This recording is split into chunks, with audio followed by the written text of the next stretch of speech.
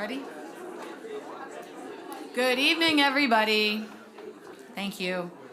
I'd like to reconvene this meeting, regularly scheduled meeting of the Glendora Unified School District Board of Education on October the 9th at 7:06 p.m. Please let the record reflect that all board members are present this evening. I hope somebody mentioned this to you, Aiden. We're trying something new and we're having our student board representative lead us in the Pledge of Allegiance. Okay, great. You're on. Please stand. Put your right hand over your heart. Ready, begin. I pledge allegiance to the flag of the United States of America and to the republic for which it stands, one nation, under God, indivisible, with liberty and justice for all.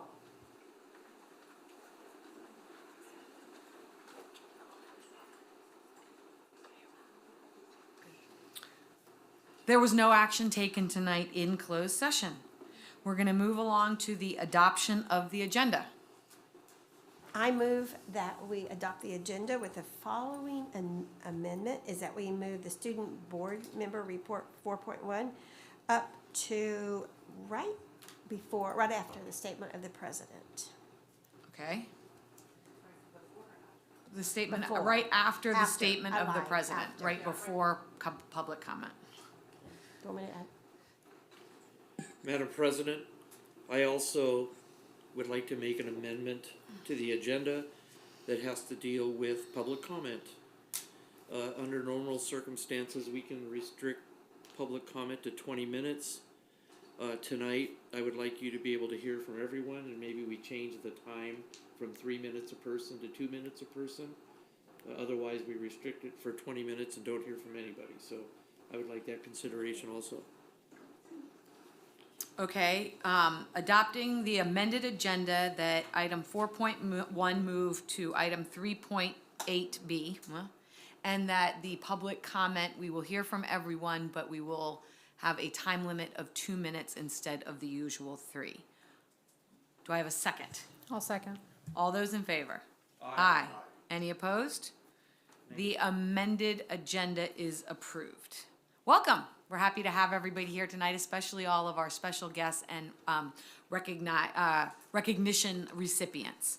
We're going to move right along to that, and I'm going to toss it over to Dr. DeGrazia. Thank you, President Reuter, distinguished members of the board, and our distinguished guests. It is my pleasure to invite to the microphone Mrs. Jamie Norrell, Glendora High School principal. She will share 2 special recognitions that we have. First, our CIF Champion of Character, and then after that, our 2 National Merit semifinalists. Mrs. Norrell.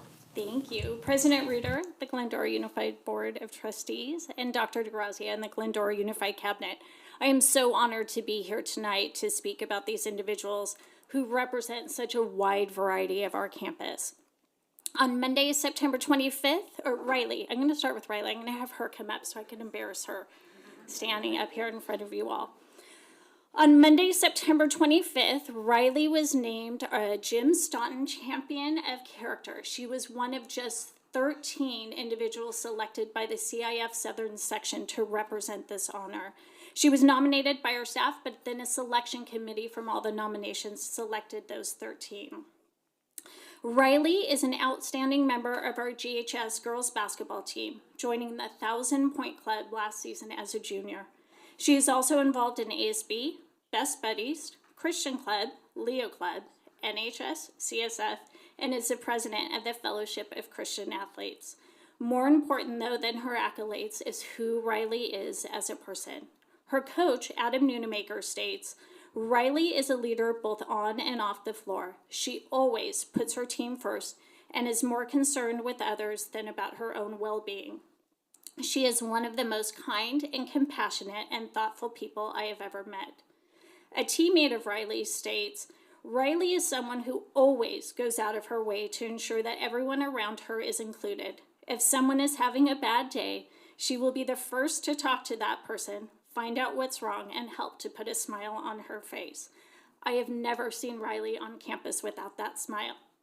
Next year, Riley plans to attend a private Christian college and double major in liberal studies and religious studies with a minor in biblical studies. Lots of free time on your hand there, Riley. We could not be more proud of this amazing young lady and how she represents Glendora High School and our community. Ladies and gentlemen, the Jim Stoughton CIF Champion of Character, Riley Anderson.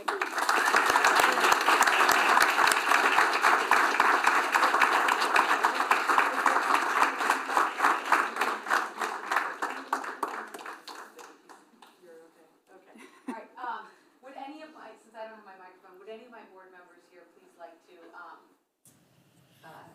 any comments about Riley for us, please? Yes, Riley. Having been involved with CIF for a very long time, it is a very special award to be a Jim Staunton Character of Champion. That means a ton. That, and exactly what Mrs. Norrell read about you, not just being an athlete, but an athlete who permeates the entire campus, who believes and who cares about other people. And so that's what a champion of character does. And we appreciate the work that you do on the campus, not only as an athlete, as a student athlete, but also in making GHS better. Congratulations, Riley.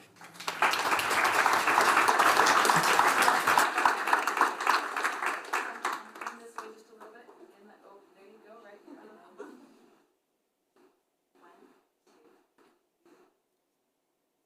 Congratulations. Well done. Next, I would like to call Edward Wang and Daniel Wang up with me. Come on up, you guys. The next two individuals are GHS. We are proud to introduce our two National Merit semifinalists.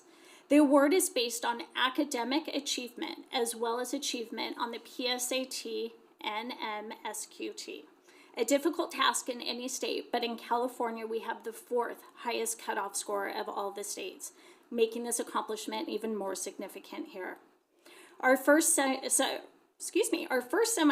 is Edward. Edward is currently enrolled in 5 AP courses, participates in chamber orchestra, swimming, is president of our mathematics club, vice president of our chess club, and off-campus is involved in math competitions and computer programming. Maintaining a 4.7 weighted GPA, Edward plans to attend a college such as Stanford, MIT, or Carnegie Mellon. I should have gotten that one right. Majoring in math and studying artificial intelligence. One day he hopes to own his own tech company. Some of Edward's favorite things about GHS are his friends, talking with other people, and learning new things. Edward Wang.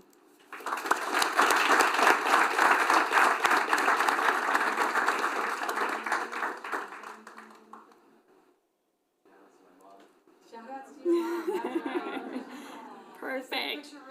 Do you want to wait? Yep, we can. Okay. Next is Daniel.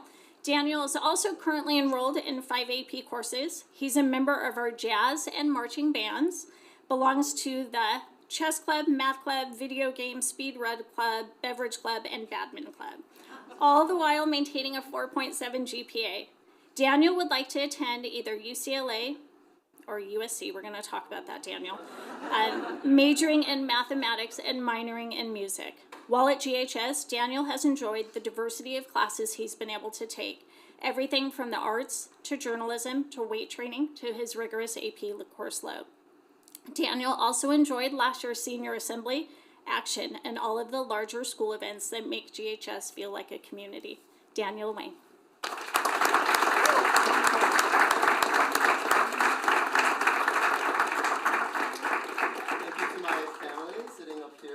Row. Thank you to Mr. Lee, who I did not expect to see today, and the rest of the pipe band. Perfect.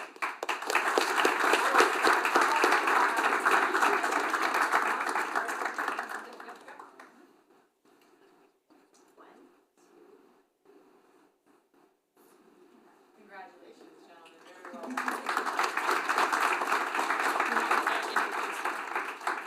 Next, I would like to call up some of our amazing band and pageantry directors, Mr. Terry Leave, Ms. Jen DeBar, and Ms. Alex Bishke. Is Alex here yet? All right, come on up.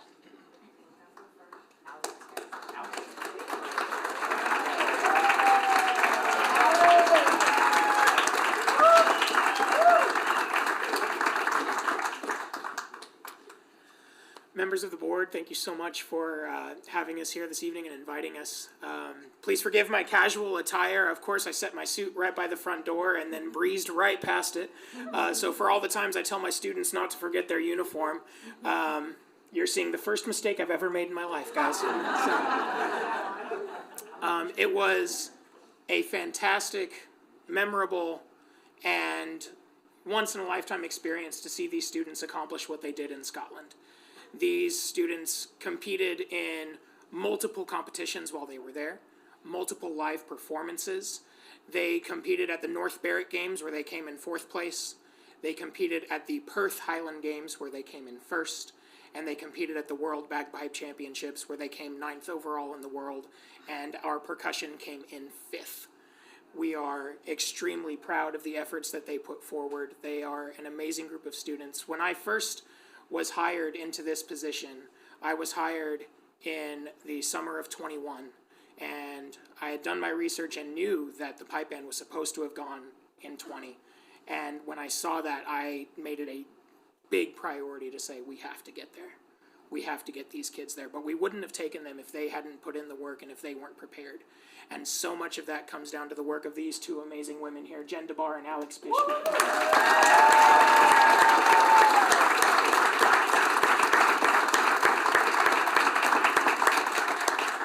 Jen is our bagpipe coach. Alex has been our percussion coach.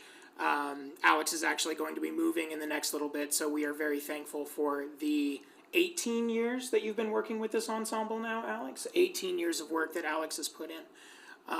She will be dearly, dearly missed, and we're grateful for the work she has put forward. But thank you very much for the recognition. We are grateful for the opportunity we've had to be here, and thank you for making it possible for these students to go and accomplish the wonderful things that they did. Thank you, Mr. Lee. Yeah, let's give him another big round of applause. To the students, the devotion, the time, to the parents, we thank you as well for that same devotion and time. I know many of you made the trip. Thank you for taking care. Thank you all for representing this town, this district, the high school itself, the community in general, so well. We are also honored to have a member of the City Council, Mayor Pro Tem, Mr. Mendel Thompson, who has a special presentation for the GHS Pipe Band. Mr. Thompson.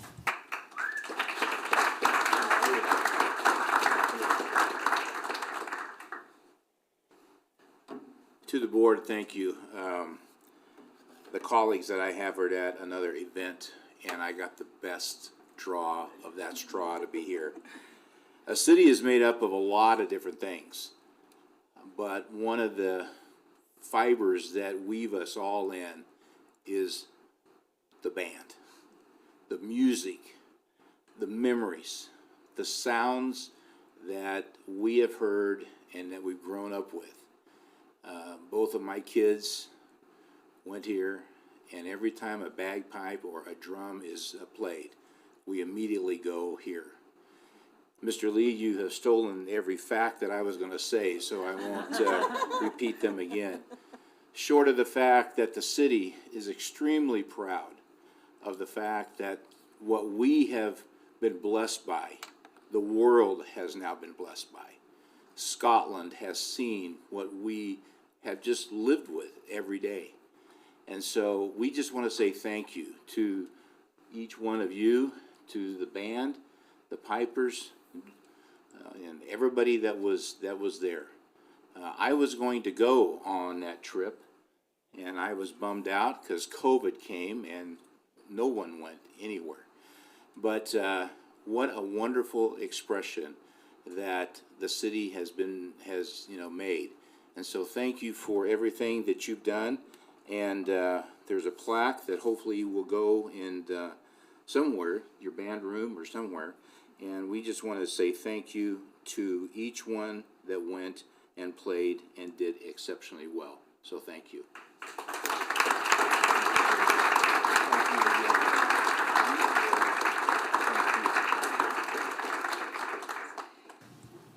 Thank you, Mr. Thompson, very, very much. Mr. Lee, we would also like to recognize the 24 students, and it is noted that some of the students are graduates. They graduated in the spring, and they came back to complete this trip, and We appreciate them being a part of the guests with us that are with us this evening. So we'd like to honor the students. I can announce the names the best I possibly can, and then we will have you and Mrs. Reuter recognize them with certificates. Let's do that. First up, I think he's the drum major, Daniel Acosta.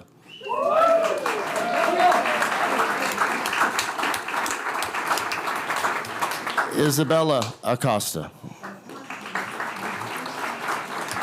Mason Avila. Ivana Bradvika. Desmond Castellanos. Caitlin Covarrubias. Timothy Custodia. Zachary Duke. Angelica Fuentes. Lucy Gonzalez.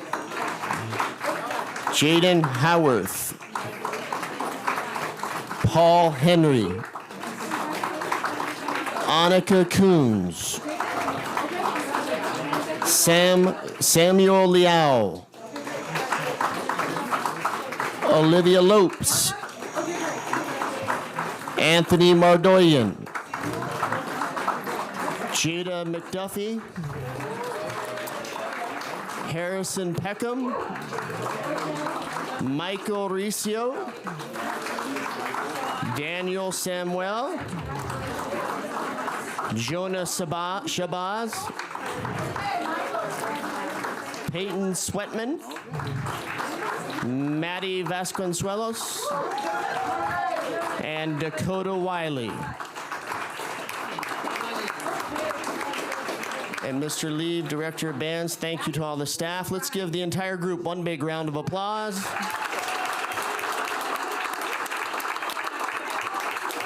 Time for a picture.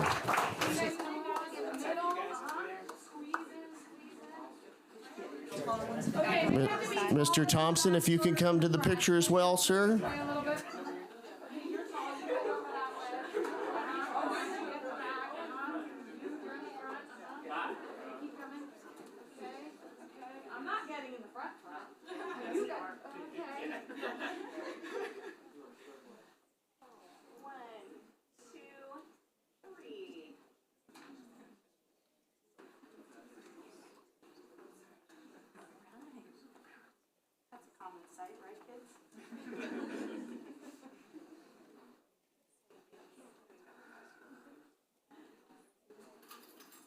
Okay, on the count of 20. There's a smile. All right. Thank you. Congratulations, Glendora High School Pipe Band. Thank you.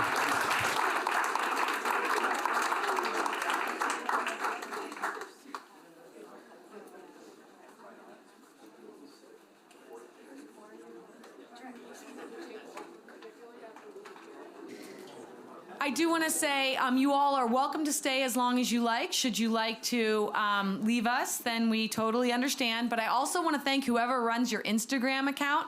It was a lot of fun to watch you all. Oh, Mrs. Peckham! I should have known.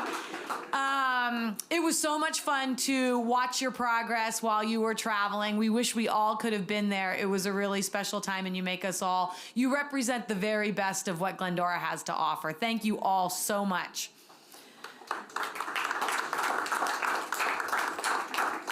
We're gonna give everybody a minute to shuffle seats, etc.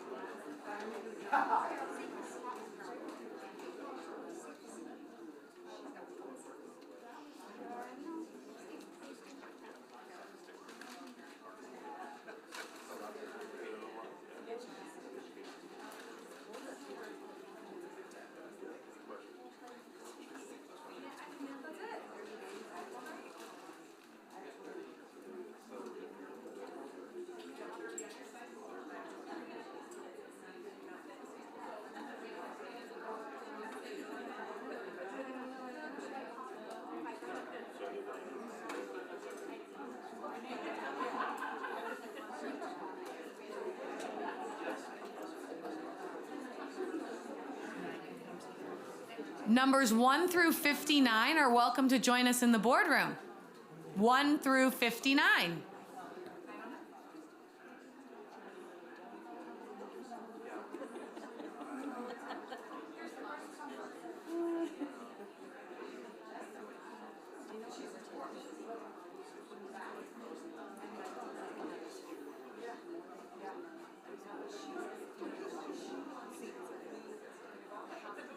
Oh, that was the moderator.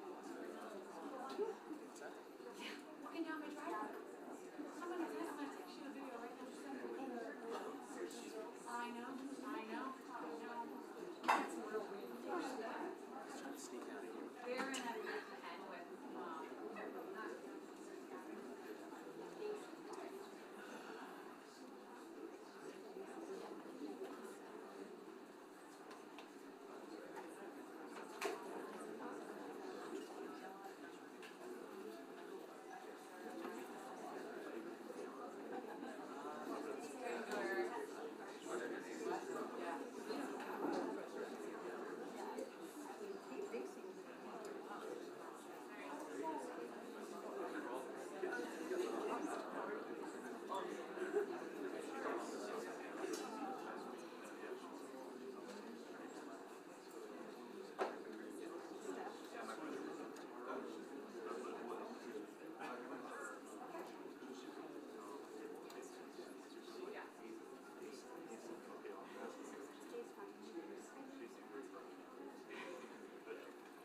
You're like the flight attendant, Dr. Nahara. I know. Oh, I want to go to first class. Okay. We'll give everybody one more minute to get settled.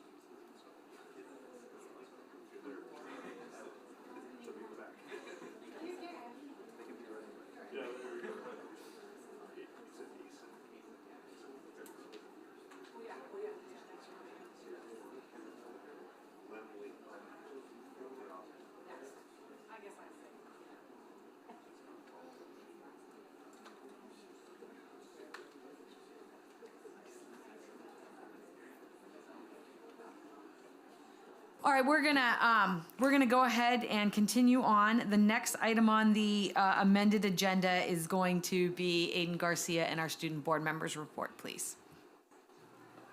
Thank you very much. I'm first gonna start off with Golden Elementary. We just wrapped up our annual fundraiser and PTA raised $40,000. The students had a wonderful time participating in the Move-a-thon as Mr. Sabota DJ'd the event with awesome music to keep everyone moving. Our character strong trait for this month is responsibility, which means taking action and understanding the impact of our choices. Students, kindergarten and 5th grade, who earned grit slips, were invited to participate in some fun activities on the last Friday of the month. Kindergarten students played Keepy Uppy in the cafeteria. The 1st to 3rd graders played parachute games with Miss Holland, and 4th through 5th grade students played games with Mr. Sabota. Cullen hosted family STEAM night and held an egg drop contest. It was a great night where students and parents were given a chance to learn and explore new things with numerous hands-on activities. The MEG language classes started this week, and we have received positive feedback from numerous participants. We have 100 kinder to 5th grade students participating in 4 classes, during which they will be learning Spanish or Mandarin. The level of interest was very high, and the parents are so excited to have these types of opportunities for their students. Next, I'll go with Stanton Elementary. Stanton Student School Leadership has been active in leading monthly spirit assemblies and in reading Friday's announcements/Eagle Award names. Students and staff love their leadership and participation. The district adopted Character Strong curriculum and has been implemented school-wide and is evident in our classes. Teachers are utilizing the daily/weekly lessons. The Character Strong trait for October is responsibility. We held our first ELAC meeting of the month and reviewed school data, discussed the importance of attendance, and we voted on a school representative for DLAC. PTA has been working hard in organizing events such as Walk to School Day and our upcoming fall fundraiser, the Bubble Run, which takes place on Friday, October 27th. PTA also had a successful membership drive. Classes who reached their membership goal earned an ice cream party. Chess after-school classes each Tuesday have been going very successfully. Students in grades are having a great time learning how to play and master their skills. MEG after-school language classes begin on Wednesday, much to the delight of students, staffs, and parents. Next will be Sutherland Elementary. We held our first ELAC meeting of the year. We were excited to have 11 of our EL families represented at our meeting. The principal reviewed school data, including attendance, absenteeism, and state testing results. Also shared were resources on LPAC and other online resources available through ClassLink. This week we will hold our first Student of the Month Assembly of the Year. Students will be recognized for exemplifying hard work ethic and academic achievement, as well as strong character skills. This month we have been highlighting the character trait respect. We will also see who gets to keep Cody the Cougar in their class for attaining the highest class attendance last month. Our school reached 100% PTA membership. We thank our community for their generosity and support. As an incentive of reaching 100%, each class will be invited to a cookie decorating party hosted by our PTA. Our PTA is gearing up for various activities during the month of October. A couple of their top priorities this month will be Red Ribbon Week and our largest fundraiser of the year, our Move-a-thon. Spanish classes are going well in our kinder classes. We were ironing out the technical hiccups and students are enjoying their weekly lessons. We are also excited to start our MEG after-school classes. The interest was overwhelming and we are excited to start our 4 after-school Spanish and Mandarin classes. Gracias, GUSD, for this awesome opportunity for our students. Sandburg Middle School. The color run was held on September 29th and was a huge success. Students enjoyed coloring for their peers and Sandburg staff. A special thanks to Kat Manel and Mandy Walters for coordinating this fun event. We are looking forward to the arrival of our students from our sister school, Nakamura Junior High in Mocha, Japan. Our guests are arriving on October 27th and will enjoy Glendora fun through November 1st. We are excited to share our amazing haunted house and harvest dance with our guests and are looking forward to the spectacular time. We have almost reached the end of the first trimester and the students are working hard to get their grades up. After receiving progress reports at the midpoint in the first trimester, administrators and counselors are meeting with students to help them organize their materials and work on completing and submitting missing assignments. We are including our families in this process and inviting students to participate in math tutorials and homework clubs after school on Mondays and Wednesdays to provide additional support with work completion and help with difficult math concepts. Congratulations to our September Students of the Month, 6th graders Will Wilder and Caroline Vinn, 7th graders Emerick Jimenez and Eden Williams, 8th graders Matthew Chavez and Penny Dixon. These Spartan scholars have been featured in our weekly newsletter and set a high bar for others to emulate. Football, volleyball, and cross-country teams are in place and have been practicing and gearing up for upcoming games. We are thankful to our athletic advisor, Mr. Olivias, for all of his work in recruiting coaches and coordinating practices and games. And lastly will be Glendora High School. September and early October have had great success all around our GHS campus, from our after-school sports, activities, and academics. Seniors had the opportunity to prepare for graduation at Senior Grad Fair. This was followed by a well-attended Senior Luau. Towards the end of September, Club Rush had over 65 new and existing clubs promoting their mission and recruiting students. Congratulations to our GHS AP program for being named an AP Honor Roll school. GHS earned this recognition by exceeding in the following 3 areas: 11% of the class of 2023 take a total of 5 APs across their high school years, with at least one taken in 9th or 10th grade. 35% of the class of 2023 earned college credit by earning an AP exam score of 3. 11% of the class of 2023 experienced one AP course before graduating. GHS also earned the AP Access Award by providing all students a chance to participate in AP, including students of underrepresented populations. Last week, students were reminded of the importance of making responsible choices. We thank our guest speaker, Kara Filler, for giving our school the opportunity to hear her inspirational and impactful message to all our students. Last Thursday night was our annual Powder Puff game, with the senior girls facing off against the junior girls in the game of flag football. Congratulations to the senior girls for winning this year's Powder Puff and keeping their undefeated record. First quarter is ending on Friday, October 13th, so students and parents will want to make sure to check Aries for their progress. As many of you know, homecoming season is quickly approaching, and ASB is proud to announce this year's theme, The Happiest Place on Earth. Gaining inspiration from the Disneyland theme park areas such as Toontown, Adventureland, Tomorrowland, and Fantasyland. ASB is busy in making sure this year's theme will make the best parade, assembly, and dance yet. We cannot wait to see the creativity and variety of the class floats this year, and appreciate the student board and city council members who will take part in the annual homecoming parade at 4 p.m. on Friday, October 20th. Great job. That was a lot. Thank you very much. Do you need a sip of water? I know how you feel. Okay. All right, we are going to move along to public comment at this time. I do want to remind everybody that at the beginning, I just very quickly flipped through the cards, and every card is about the same topic this evening. And so we are going to ask that everybody be respectful of each other's time. I'm going to call a name and then an on-deck name. So if you would please make your way, if you're the on-deck person, up behind the podium so that we can be... we can keep everything moving. As Mr. Clifford mentioned at the beginning of the evening, our board policy states that we have the right to limit any topic to 20 minutes.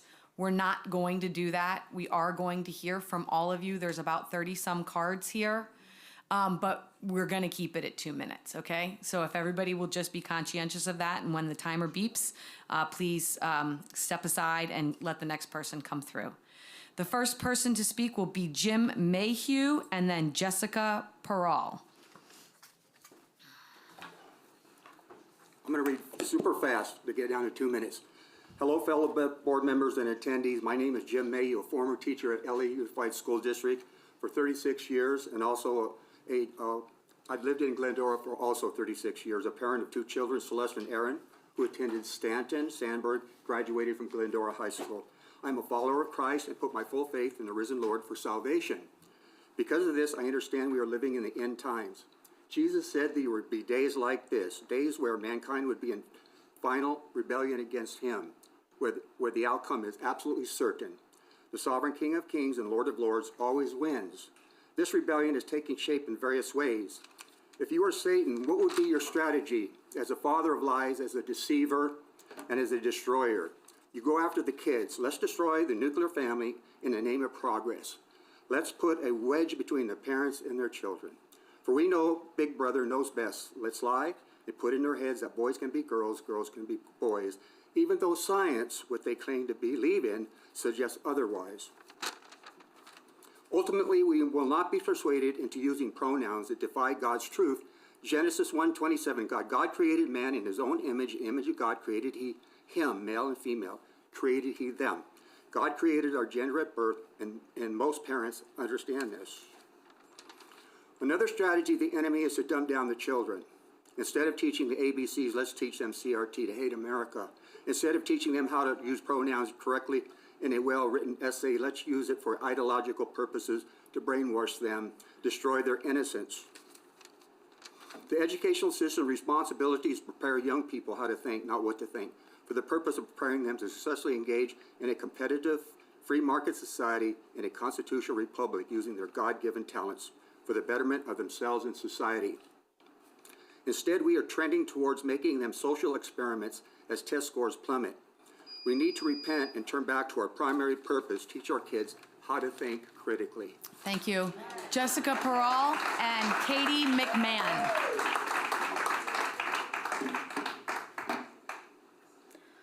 Good evening. My name is Jessica Pearl. My pronouns are she and hers, and I'm with the Los Angeles LGBT Center, where I work as an advocate. Here at the Los Angeles LGBT Center, we're the largest organization in the world serving the LGBT community.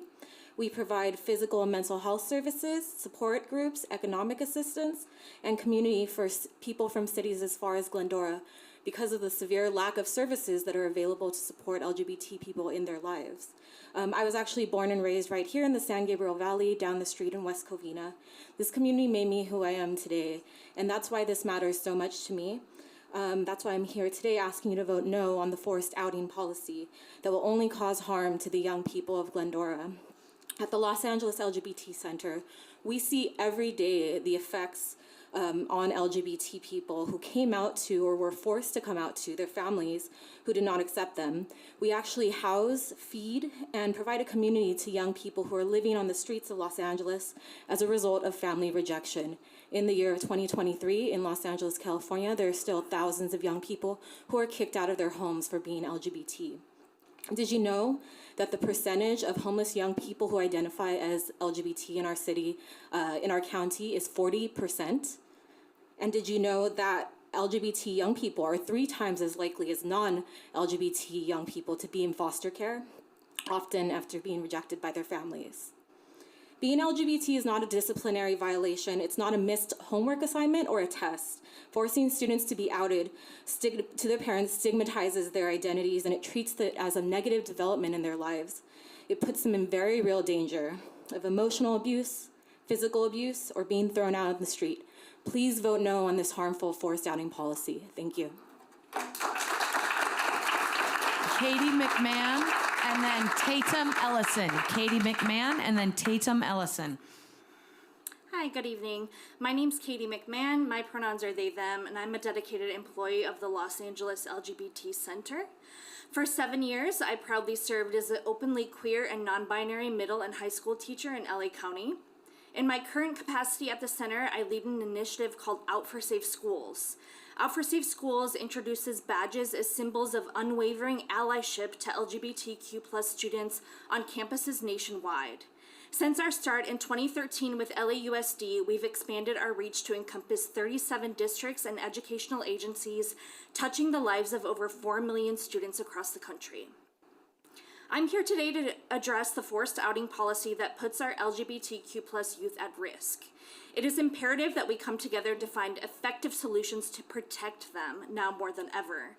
Forced outing of our trans youth will only exacerbate their vulnerability and put them in even greater danger. Trans and non-binary youth are 2 to 2.5 times more likely to seriously consider and attempt suicide than their cisgender peers. This is a harrowing statistic that should not be ignored and will only be made worse by policies like the one you're voting on today. LGBTQ+ youth are not inherently predisposed to suicide risk due to their sexual orientation or their gender identity. Rather, it's the mistreatment and stigmatization they face in our society that places them at this higher risk. If the current policy is passed, we must confront the grim reality that many of these young individuals will not find acceptance and understanding in their homes.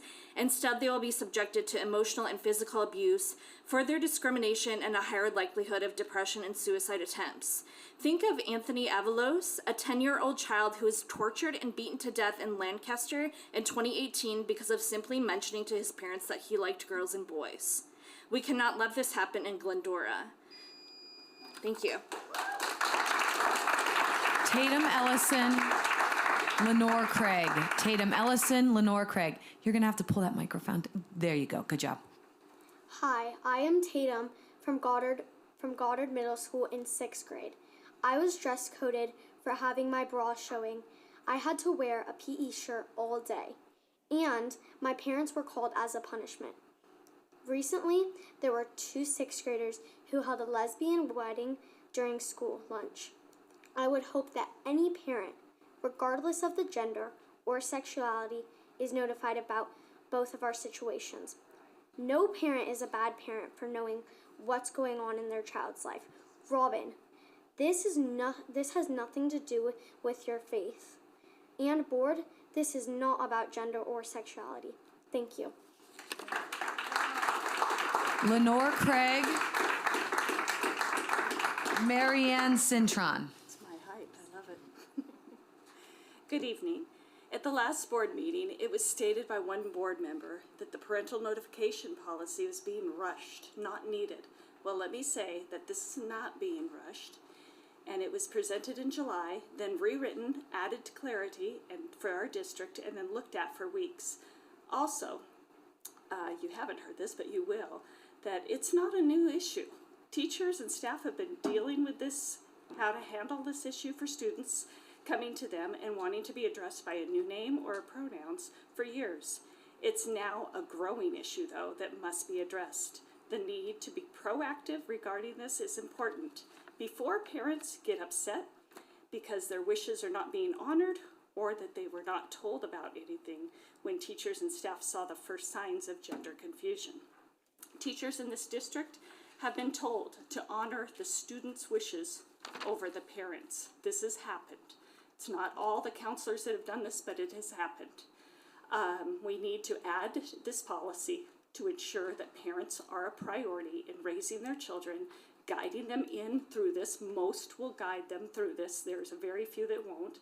Remember, we're talking about minor children, not adults. If you think this is not needed, you're not paying attention to what's happened and what is currently happening on our campuses. Please, for the parents, vote yes to add this policy to what now exists. Give parents their proper place in raising their children. Marianne Cintron, Alex Stetler. Can I have her 25 seconds? Good evening, board. The staff presentation at the last school board meeting was well done and encouraging. We were told that Glendora staff do see the parents as partners, and they take every effort to include them with care and nurturing of the children and oversight. What we were not told is this, that a staff member, usually a teacher, becomes aware of a child experiencing gender dysphoria. The staff member is expected to inform the counselor, who then talks to the child. During conversations, the counselor will ask the child for permission to contact the parents, but won't do so until the permission is given. I have the following questions about this. Is this process a formal policy with guidelines and dates, with a time frame guiding the parent, guiding the teacher, when the teacher must inform the counselor, and when the counselor must inform the parent? What is the counselor's job during conversations with the child? Are they counseling the child about the dysphoria as well as reaching out to the parent? Does the teacher call the child by the preferred pronoun? And what about the students in the class? Lastly, why doesn't the policy, as GUSD has, of not informing the parents until the child gives permission, not included in the presentation at the last meeting? The policy being put forward tonight addresses these questions. Under the current GUSD policy, a confused, self-diagnosed 9-year-old is able to determine whether or not his parents are notified. Really? Is that the idea of parental involvement and responsible adult behavior? For those 12-year-olds and older, the policy empowers a counselor to not notify the parents if the counselor considers the notification could potentially harm the student. All the counselor does is document the reason and add it to the child's file. Many parents in the community organization are asking you to vote to adopt the policy tonight. Do what's right for the parents you represent. Thank you. Alex Stetler, Sarah Barron. Good evening, board. Good evening, everybody else. I just want to take a minute. I have some things written down, but we're all humans here, okay? We all have people that we love that have had experiences with this on one side or the other. I'm sorry, I'm getting emotional, but we all want our kids to be healthy and safe and grow up with a strong sense of identity, no matter what that is. What we're differing in is, how do we get there? How do we get there? So I can't emphasize this enough. This is not about being anti-anybody or anybody's identity, okay? These accusations coming from the other side about us being hateful bigots could not be further from the truth. This is about the ability to support our children the way we deem best as parents, to support them in whatever life path is best for them, okay? We saw this happen, This is about the ability to support our children in the way we deem best, and not having the government override our ability to parent. We saw this happen with the pandemic. The attitude of the state knows better than parents, and we saw the horrific result. Kids are behind in school, struggling socially with depression and anxiety at an all-time high. Respectfully, the state, the government, does not always know best. They don't know what's best for most parents here in Glendora. You're hearing from a parent from Glendora, okay? Not somewhere else in Los Angeles. I would like to draw your attention to the specific line in the proposed law that states if a teacher or a school employee believes the child is in danger at home, there are exceptions made for that. We're looking out for those kids. We don't want to put these kids at danger, okay? Our intention is not to endanger or expose. Our intention is to be kept in the loop so that we can do our jobs as parents. So please help us continue to do so. Voting this law into effect in Glendora will not endanger LGBTQ youth. In fact, not voting this law into effect will endanger more students. Sarah Barron, Mike Barron.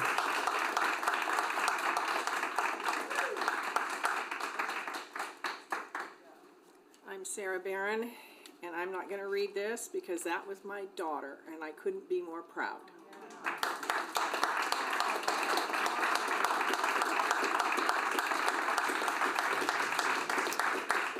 Mike Barron. And then Kim Hansen.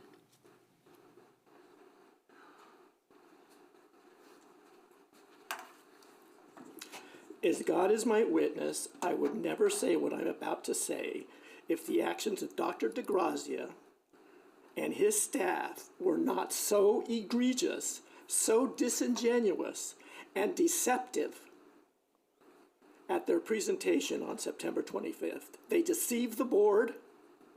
They deceived those of us in attendance. Let me tell you why. 2 years ago, a middle school teacher in GUSD was put in an untenable position.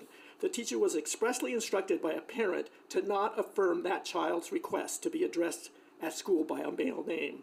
But the teacher was expressly instructed by the school counselor to strictly abide by the student's request. Furthermore, the counselor instructed the teacher to refer to the child as a male in all correspondence with the parents, in direct opposition to what a parent wanted. This was a complete usurpation of parental rights based on no law whatsoever, and as such was and is illegal. This is how GUSD will get sued. This is how the individual counselor would be sued, both personally and in official capacity as a district state actor, in violating the parents' constitutional rights. Is that what this board wants? The story above is not the only one of its kind. It is apparent that GUSD's secrecy policies demonstrate the board's willingness for ideological purposes to undermine the constitutional rights of parents. But this rose-colored position cannot stand any longer. You must take a position on the specific issue before the board, and that is notification of parents specifically, and only when a child asks for a new name, pronouns, and to use the opposite sex bathroom. If the board votes against the proposed policy, then GUSD will remain a parent secrecy district, a we lie to parents district, a your child's is ours to parent district, and you will be telling the community that the state is entitled to raise our children, not the parents. Kim Hansen and Brenda Nguyen. Good evening, Dr. DeGrazia, President Reuter, Board of Trustees, and staff. At the last board meeting, a board member stated that the proposal of parental notification singles out our LGBTQ youth. This statement is untrue, and it's a ruse. To purposely intimidate parents and other board members, no parent or board member wants to single out anyone. On the contrary, it is the policy of this school district that is singling out the LGBTQ youth by blocking parents' rights and creating an opaque veil of secrecy for them. And only them. And that's on the leadership of this school district. The truth is, The LGBTQ community is encroaching on parental rights. These good people in this room may not agree because they have fought so long and hard to be accepted, and they can't stop swinging. But I must point out that their freedom of rights to swing their fist at me ends at the tip of my nose. Parents have a constitutionally protected right. We will not stand idly by and watch the school district claim that the policy of secrecy is protecting our children.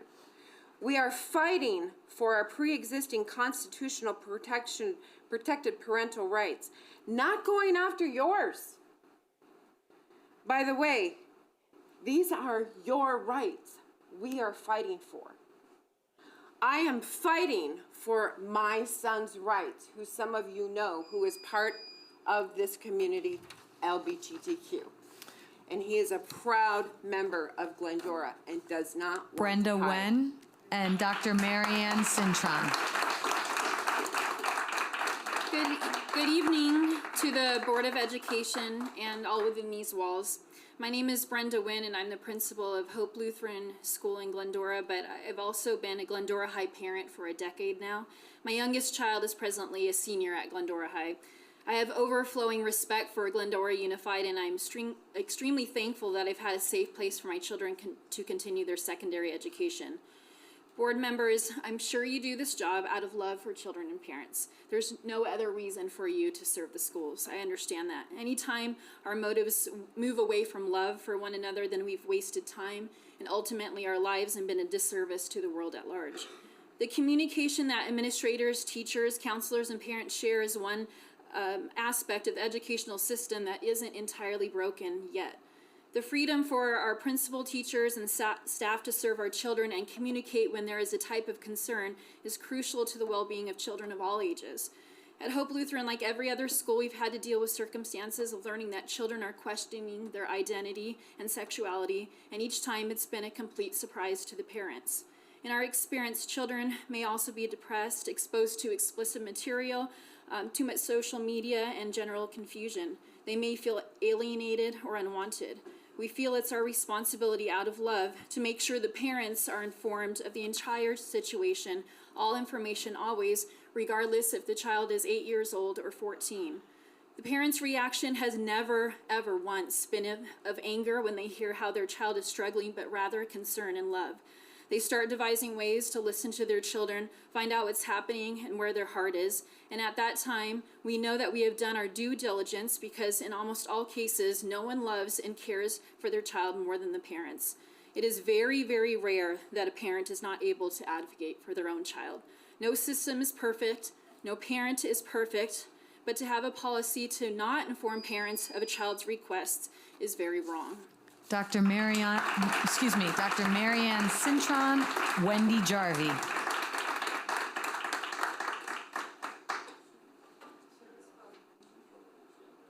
I've already spoken, but I could speak about dyslexia. Did you fill out 2 cards? No. Okay. There you go. Wendy Jarvie, you're up with Sonia Shaw on deck. Huh? Good evening. I received a response to an email, and I just want to state one line from it. Trustee Garcia, you said, I emphasize the need for our community, Glendora, to be directly involved in shaping this policy. Today, I was alerted to a social media post inviting people from other places, Los Angeles, to come and support your cause. And I can no doubt understand that you want support for your cause, but you're telling us that you want this to be shaped by our community and then asking outsiders. I know it's your social group that's inviting these people. And this group is calling us bigots for standing up for our kids. And it's a socialist group. And let me just tell you, I hope I can speak on behalf of any survivors of communism, because socialism is the naive little sister of communism. And what they do in communism is they go after the children. They separate them from their children, from their parents. My husband is a survivor of communism. He says that there's no homeschooling. Every child was forced to attend public school. They were indoctrinated. If the children did not go to public school to be indoctrinated, their parents would be fined, and they would lose custody of their children. They would be taken to orphanages. Siblings would be separated. This is going on now in the state of California with the current legislation. And if you can't see that not supporting a parental notification policy is separating families,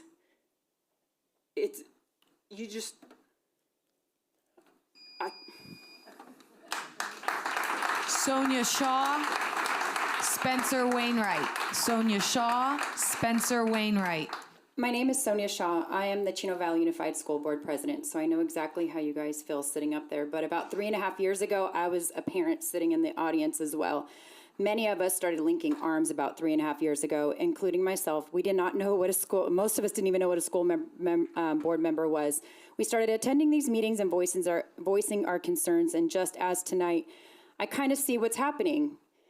I'm hearing that your constituents are upset because you're talking about a policy of your own, but did you know that you have AR 5145.3? I looked it up on your own agenda, and that's actually a policy that promotes secret keeping. So when you guys are saying about your own policy, here's a policy that brings the parents back in the picture. It's clear, it's simple. It's not an outing policy. If a child wants to do one of 3 things, the parents are notified. We don't get to pick and choose as school board members what a parent is to be notified of. This is their children. They don't drop off little Susie or little John to keep a secret. They don't say, hi, bye, love, I love you. Let me send you into a place that's going to nurture you in their own way and keep secrets. That's insane. You guys have a duty. Your constituents shouldn't be reaching out to me asking me for help. They should be able to come to you because you were elected to do a job that you were supposed to do. Mr. Clifford, I absolutely adore that you did this for your community. You are a hero. The fact that you have other board members that are sitting up here pretending like they don't have any duty to do what they do is embarrassing. Bonta, Thurman, we took care of them for you. Liberty Justice Center, they'll provide the legal fees and your district won't have to pay a dime because we already took care of it for you. The community did. California did. They spoke up. We did. We're going to court. If it was so dangerous, why did we have 15 notifications before we had a TRO unjustly put on us from a judge that couldn't even read the paperwork? You tell me. Stop adopting blind policies and do the right thing. Spencer Wainwright, Teresa Wainwright. Spencer Wainwright, Teresa Wainwright. Wow, I get to follow that. Thank you, Ms. Shaw. I suggest that you stick around Glendora for a little while and enjoy our hospitality. Maybe go over to the village. I don't know that you come around here that often. But she made my point exactly for me. She closed by saying, do not blindly accept policies and do not blindly just plow ahead. She's right. Glendora is a special place. It's why my family moved here. I didn't grow up here. This is where I choose to live. It's a unique place, one that feels like the small Midwest town in which I grew up. In the most positive of ways, while also being vibrant, alive, and modern. This document, however, it's not unique. It's almost a word-for-word copy of the Chino Valley Unified Policy. Yeah, okay. You used pupil instead of student. You know, and some of the language has been rearranged a little. But on the whole, it's significantly similar to the original work. Mr. Lopez, you never would have accepted a paper like this from your students. This is straight up plagiarism. There's no other way to put it. We've already seen in this extensive presentation provided by district staff 2 weeks ago that the concerns around physical injury, suicidality, bullying are already addressed by a combination of district policies and procedures, state law, and federal law. So what's that leave? It leaves the issue of children asking for an accommodation that makes them feel more comfortable in their day-to-day life. Who doesn't want children to have the experience of a comfortable and carefree childhood? Last meeting, I'm out of time. Thank you. Teresa Wainwright, Richard Cruz. Teresa Wainwright, Richard Cruz. Good evening. I'm rarely speechless, but I was indeed speechless when we drove into the parking lot and saw 3 Glendora police cars in the parking lot to vote on parental rights. That's what we're voting on tonight, right guys? Parental rights, my rights as a parent. This made me wonder, why do I need the police here to protect my parental rights? That's what you're voting on. The thing is, I don't need the police here. I need them here to protect the rights of my trans son and every other trans member of the Glendora Unified School District and Glendora, and actually any trans or queer person. The policy is a carbon copy of the policy adopted by Chino Valley and Murrieta Unified School District. It was not written or rewritten by any community member here. This isn't a grassroots movement. How many people in this room actually live in Glendora or have a child in GUSD? Oh, good, we got a couple. You have one in GUSD, sir? Parents are getting older and older these days. In closing, members of the board, please vote no on this illegal policy and keep in mind Romans chapter 15, verse 7. Accept one another then, as Christ accepted you, in order to bring praise to God. Richard Cruz, Kent Summer. Superintendent, the United States District Court, Southern District of California, September 2023, the Honorable Roger T. Benitez.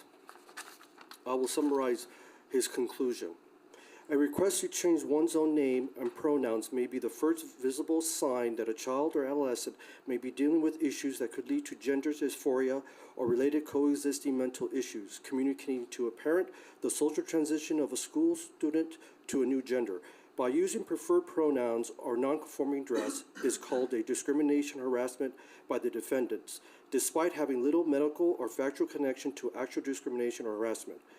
Plaintiffs have represented in their pleading that they are committed to treating all transgender and gender diverse children with kindness, respect, and love.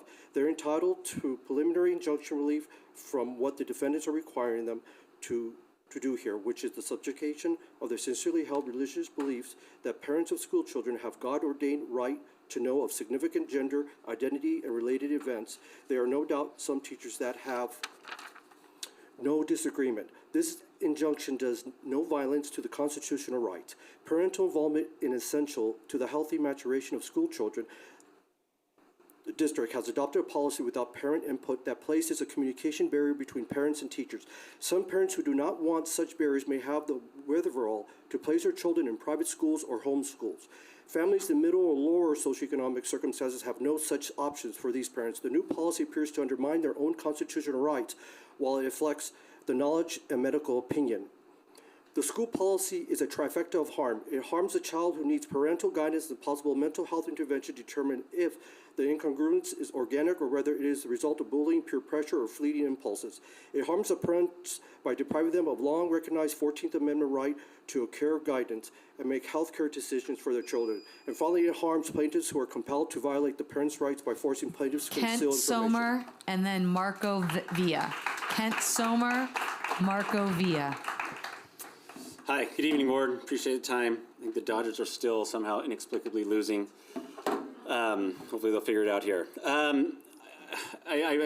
You guys are all in a tough situation. I understand there's many rights and things that are competing interests on both sides. A very challenging situation that is, I'm sure, difficult to navigate. I sympathize with many of the people that have spoken. I'm sure that will speak. I mean, I don't think anyone wants any child to be in danger or harmed. No one would ever want that by any means. And I can't speak better than some of the other people that have already spoken. One of the issues, though, I do have with the with not enacting this policy, not moving forward, is the trust that is eroded or broken between parents and schools. When you drop off your child in the morning, you trust that certain things are going to happen. And the reason you trust those things are going to happen is because the school is very transparent. You go to back to school night, you are given a list of the curriculum. You understand what's going to happen. We get emails every day saying everything that's happened on campus, everything that's going on in our children's lives. And so there's this trust that's formed because we know and because you're transparent with us and because we're given the information. And so when suddenly something happens like this, where now we are withholding information from the parents and not allowing parents to be part of the school lives, that trust and that foundation that you work hard to form between the parents breaks and starts eroding and starts falling apart. And their trust between that we parents have and the schools can no longer exist and can no longer function. And that is my biggest concern about not adopting this and not moving forward, is that many of the other issues, there are mandatory reporter issues. There are many ways in which maintaining the safety of these kids can still be preserved while also maintaining this trust that is so vital to have a functioning parental and school relationship. And so I implore you to maintain that, and please keep that, while also deferring and defaulting many other things that are available to keep children safe. Marco Villa, Reed Sunshine. Hi, my name is Marco Villa, and I've been a member of this community for 10 years. I have children in this school district. My roots go even back further than that, about 50 years if you count my wife and her brothers and sisters. My main concern with this policy is that there isn't a mental disorder, there isn't a physical disorder, there isn't a learning disability. So why are parents having to be notified of something that isn't wrong? I was brought up with very conservative values. I think that teachers should be free to teach, and I think parents should be free to parent however they want to parent. And I think that what this is doing is this is creating a nanny state. And I'm not going to abdicate my parenting rights to the board or to the school district to tell me what my children are saying. I will talk to my children, I will raise them, and you should raise them however you see fit too. But I'm not going to abdicate my role as a parent. I don't want you to adopt this policy because I can parent. I don't need you to take that role for me. If there's something wrong with my child, yes, tell me. I understand why this makes people uncomfortable. I don't understand how it couldn't. I remember when interracial couples were first being formed. I remember hearing oftentimes these terms, oh my God, think of the children. I remember how uncomfortable it was for people to come out. I remember people coming out to me, starting by apologizing. Okay? That to me is just ridiculous. I remember being told if I come out as gay by members of my own family that they would disown me. So I can imagine, I'm not gay, I can imagine what it must be like if you are gay, having to live with that over your head. So yes, I'm here with every parent.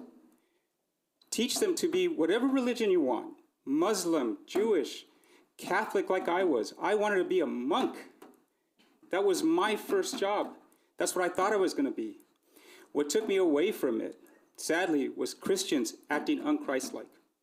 And I took solace in that, knowing that Christ was angriest in the church. Reed Sunshine, Cesar Alvarado. Sorry, I have Tourette syndrome. My name is Reed. I use he, him pronouns, and I am privileged to be able to speak here today. I am an out trans man with a family who loves and accepts me, but that is not the case for everyone. So I am here to make sure our voices get heard. Because if you attack one of us, you attack all of us. The fear-mongering that is used today to make people think that trans people are dangerous is the same fear-mongering used in the 1970s during the gay rights movement and the same fear-mongering used throughout history to justify racism. The people who spewed that misinformation are now seen as being on the wrong side of history. The trans agenda is not to make cisgender kids trans. It's to let trans kids become adults. With our fight, we continue to make history. So the question is, what side of history will you choose to be on? Thank you.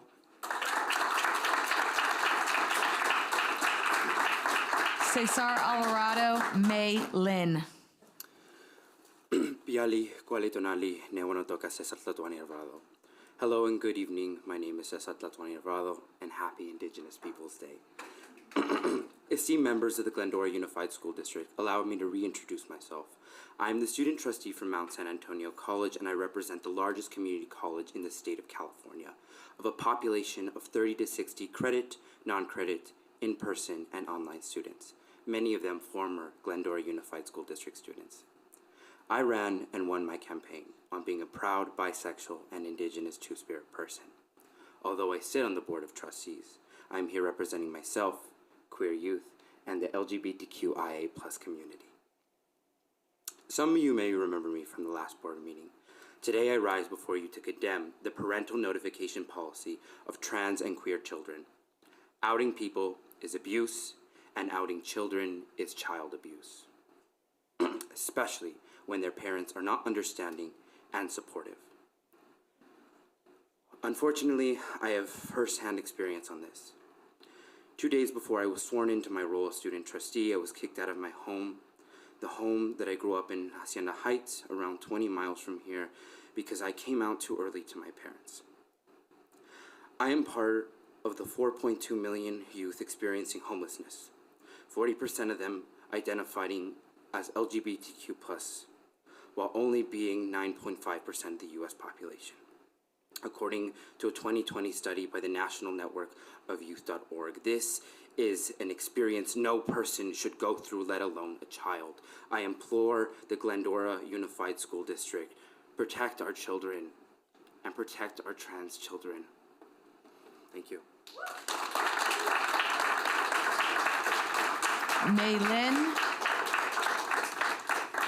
Jack Briarty. Sorry. Maylin. Esteemed members of the board, my name is Maylin. I use she, her pronouns. I'm a nursing major at Mount SAC. I'm here to plead for the safety of LGBTQ youth. One's sexual and gender identity is personal and must be kept confidential for the safety and well-being of the person, especially when the person is of marginalized identity, young, and vulnerable. I came out in my adulthood, and it was nerve-wracking as it is without the school notifying my parents prematurely. It's hard to imagine what will happen to the kids who are outed prematurely in intolerant households, but I can help paint a picture. You're going to make trans kids homeless and indirectly inflict violence onto them. According to a 2023 spring policy brief from the National Network, family rejection seems to be the most common cause of homelessness for LGBTQ youth.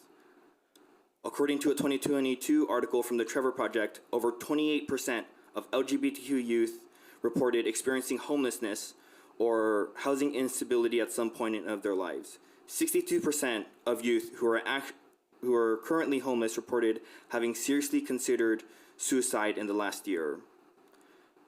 LGBTQ youth are not inherently prone to suicide risk because of their sexual orientation or their gender identity. However, LGBTQ youth are more than 4 times as likely to commit suicide than their peers because of how they're treated. Being trans is not a crime. It is not mental illness. To out queer kids to their parents violates the students' rights to privacy and inflicts violence and trauma upon them. A vote to out trans youth to their parents is a vote adding to the homelessness and deaths of queer youth. I invite the board not to raise the statistics of queer homelessness and deaths. Thank you.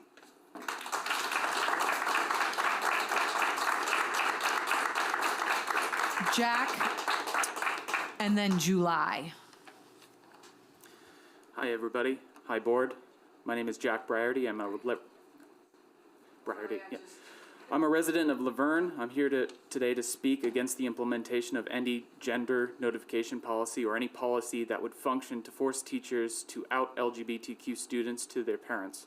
Any policy that were to function in this way would trample upon the well-being and emotional safety of LGBTQ youth. It is our responsibility to create a nurturing and inclusive environment for all students, regardless of their sexual orientation or gender identity. It is essential to recognize that every individual should have the right to self-identify and come out on their own terms. Forcing teachers to become informants on their students' LGBTQ status would be a barbaric misuse of the trust endowed to teachers through students, and a barbaric misuse of the teaching profession as a whole. Outing a student to unsupportive parents can have devastating consequences, including physical harm, abandonment, and forced conversion therapies, all of which have been widely understood to cause suicide. Furthermore, Outing LGBTQ students to their parents would terminate any trust between students and any educator turned informant. Their cover would be blown and any ability to conduct a class would end. To wrap this up, you should consider what policy the students in this district would allow you to make, because they will have the final say in what policy gets implemented in reality. Thank you. July, and then Nicole Diaz. Hi, I am also a student from Mount Sac. I grew up in El Monte, so I am a resident of the San Gabriel Valley. This is one of the most amazing places in the world to me. And honestly, I feel like I'm in an episode of The Twilight Zone right now, because a policy like this should never have even made it past being agendized. You've had multiple queer people come up here and tell you how dangerous a policy like this, how much it will hurt the children who are within our community if something like this passes. I find it almost comical how the people across the aisle have continued to come up and basically lie, saying they're not out to get us. A policy like this is exactly that, coming to get us. You are either stupid or lying if you saying that a policy like this is not targeting us. Because I was there at Chino when this all started. I saw the worst of humanity. I saw white supremacists holding AR-15s. I saw people look at me like I was a cockroach, like I was less than human. That cannot be here. That cannot be our home. We are the San Gabriel Valley. We are not the Inland Empire or Orange County. We value love and acceptance here. Sonia Shaw, I will see you in hell. Board, I want you to know that if you pass this, you condemn children to a life of misery and danger.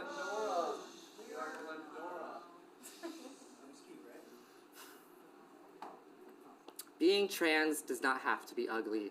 It doesn't have to be harrowing or dangerous. Being trans can be beautiful. It can be enriching. It can be one of the most amazing experiences in the world. I'm so lucky that part of that is my experience because of the friends I had. If you really pass this bill, I don't even think you see me as a human.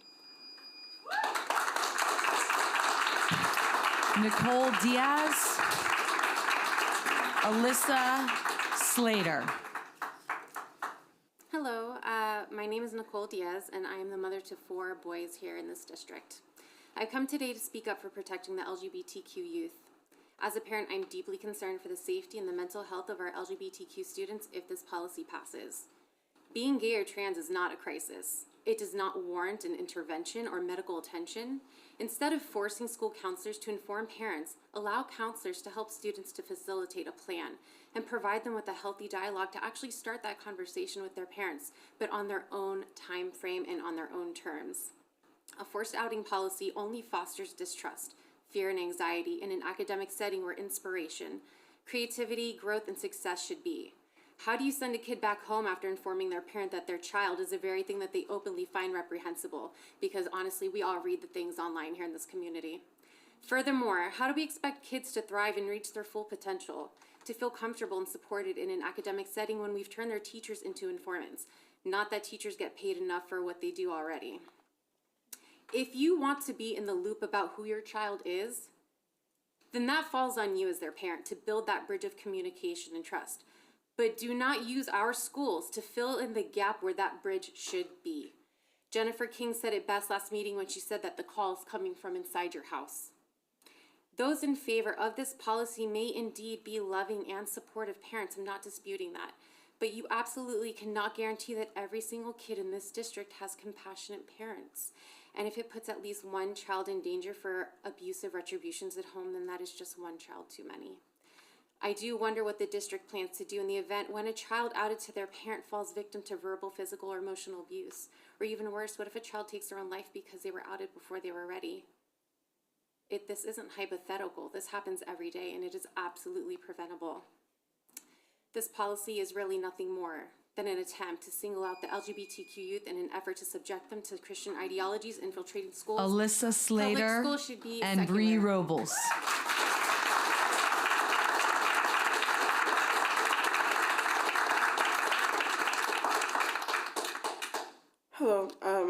Melissa, and I would like to thank you for allowing me to speak. I currently go to Citrus College and am the president of the GSA Club. This policy would go against the students' right for privacy and put them in a possibly dangerous situation at home. The argument for this policy is the safety of the children, and I believe that the mental state is included in that. According to the 2023 U.S. National Survey on the mental health of LGBTQ young people, only 38% of LGBTQ youth found that their home was LGBTQ affirming. This would indicate that telling the guardians that they are queer could put them in danger. In fact, LGBTQ youth who found their schools to be affirming reported lower rates of attempting suicide. By not informing the guardians of a student's gender identity, there is a higher probability that a student will have a healthier mental state than if the guardians were not informed. The issue is that a reason these students don't tell their parents is a fear of abuse or even being kicked out. An article from the Trevor Project states that 28% of LGBTQ youth reported experiencing homelessness or housing instability at some point in their lives. This situation wouldn't help their mental state at all, and in fact worsen it, and would put them in extremely dangerous situations. So I ask, what will your plans be to help improve the mental health of queer youth who are not treated well at home or don't have a home at all? Do you plan on figuring out a housing situation for those students who are possibly kicked out or on the streets? Thank you for your time.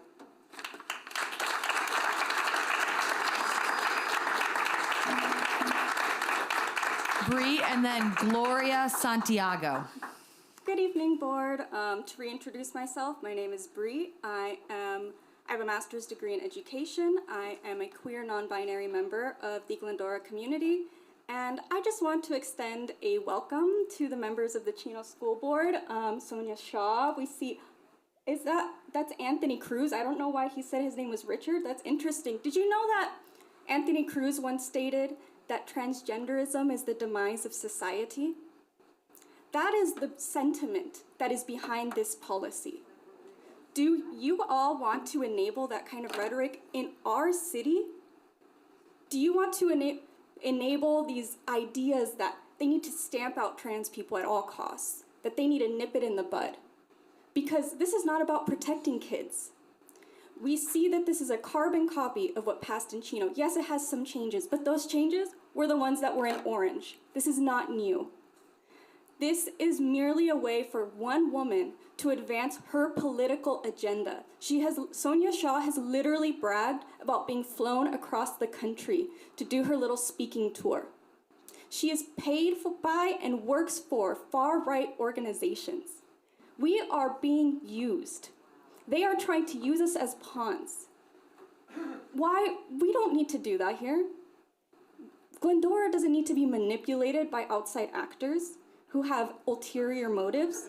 We're here to protect our kids. Point blank, period. Now, the first time I spoke to the board, I talked about Leila Alcorn. I want to read her last wish.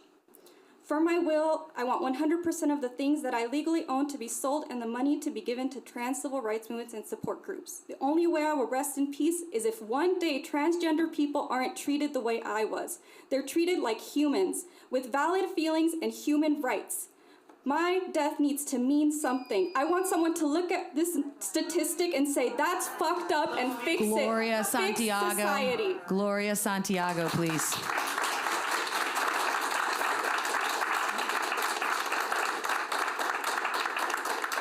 Hi, my name is Gloria Santiago, and I'm speaking as a queer youth. Growing up, I was raised Christian. I still have a lot of those beliefs. I still am a lover of Christ, but I'm also a queer individual. And because I was outed, I endured emotional, verbal, physical, and sexual abuse at home and was nearly killed. And there was an investigation done by the school and by law enforcement that unfortunately failed. they did not find any physical evidence because too much time had passed from the physical assault. Please, I urge you to vote no on this policy, because I know that there are so many parents here that absolutely love their child or children and want to protect them. But not every child has the privilege of being born into a loving and nurturing family.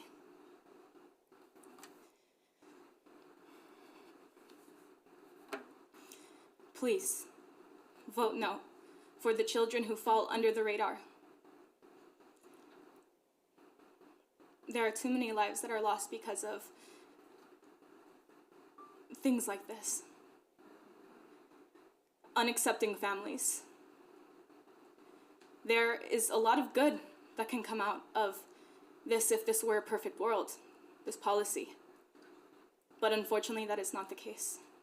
We do not live in a perfect world, and there's a lot of abuse that happens to youth who are outed because their lifestyle does not align with their family's beliefs. And unfortunately, I know that all too well.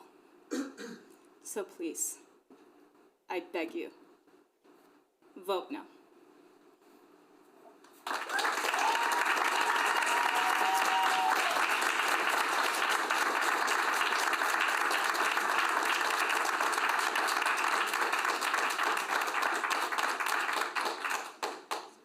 Okay, that concludes our public comment for this evening. Okay, the student board member report we did earlier. We're going to move on to comments from members of the Board of Education, and I'm going to go first. I'm really excited because I want to announce what I'm about to announce. I'm really excited to announce that Glendora Unified School District is officially moving forward with our dual language immersion program at Sutherland Elementary School. It will begin in the kindergarten class over at Sutherland for the 24-25 school year. There will be a parental information night on November the 8th. Thank you very much. So you can all look for that information. I'm sure that we will be broadcasting that through Parent Square and on social media. I had the pleasure of attending the Sutherland staff meeting with Dr. DeGrazia, Dr. Prince, Dr. Naharo, and all of the staff. And I was really proud of the work that has been put into this program. This has been a board initiative or important initiative for the board for 5 years, a long time. And the board maybe would have tried to push it a little bit faster than it has happened. However, we've got really great staff. We've got Dr. Naharo's back there in the back. Really great staff that went around and did a lot of research on these dual immersion programs in our close area and even a little further abroad to figure out what works really well for students and teachers and families and what hasn't worked very well. So a lot of research, a lot of effort, and a lot of probably blood, sweat, and tears, I don't know, has been put into this decision, and I'm really excited about it. It's going to be a 50-50 program. Why don't you just say a few things, Dr. Prince? Just a highlight. It'll be a 50-50 program. We are also Spanish. I'm not sure. I think I said Spanish. Spanish. So Spanish, it will be a strand versus a whole school. So we'll start with kinder. The next year it'll be kinder and first, kinder first, second. And we're looking at a K-3 pilot and then evaluating and seeing the sustainability long term. Part of the reasons for selecting Spanish were, one, it was far and away the community interest, and two, the availability of curriculum, solid Spanish curriculum with our current adoptions. So we are really, really excited, and thank you to our neighboring districts who have worked so hard and have been so open to help us with finding success in our process.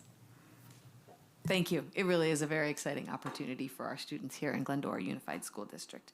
I hate to switch gears this abruptly, but this is something that's really important to me.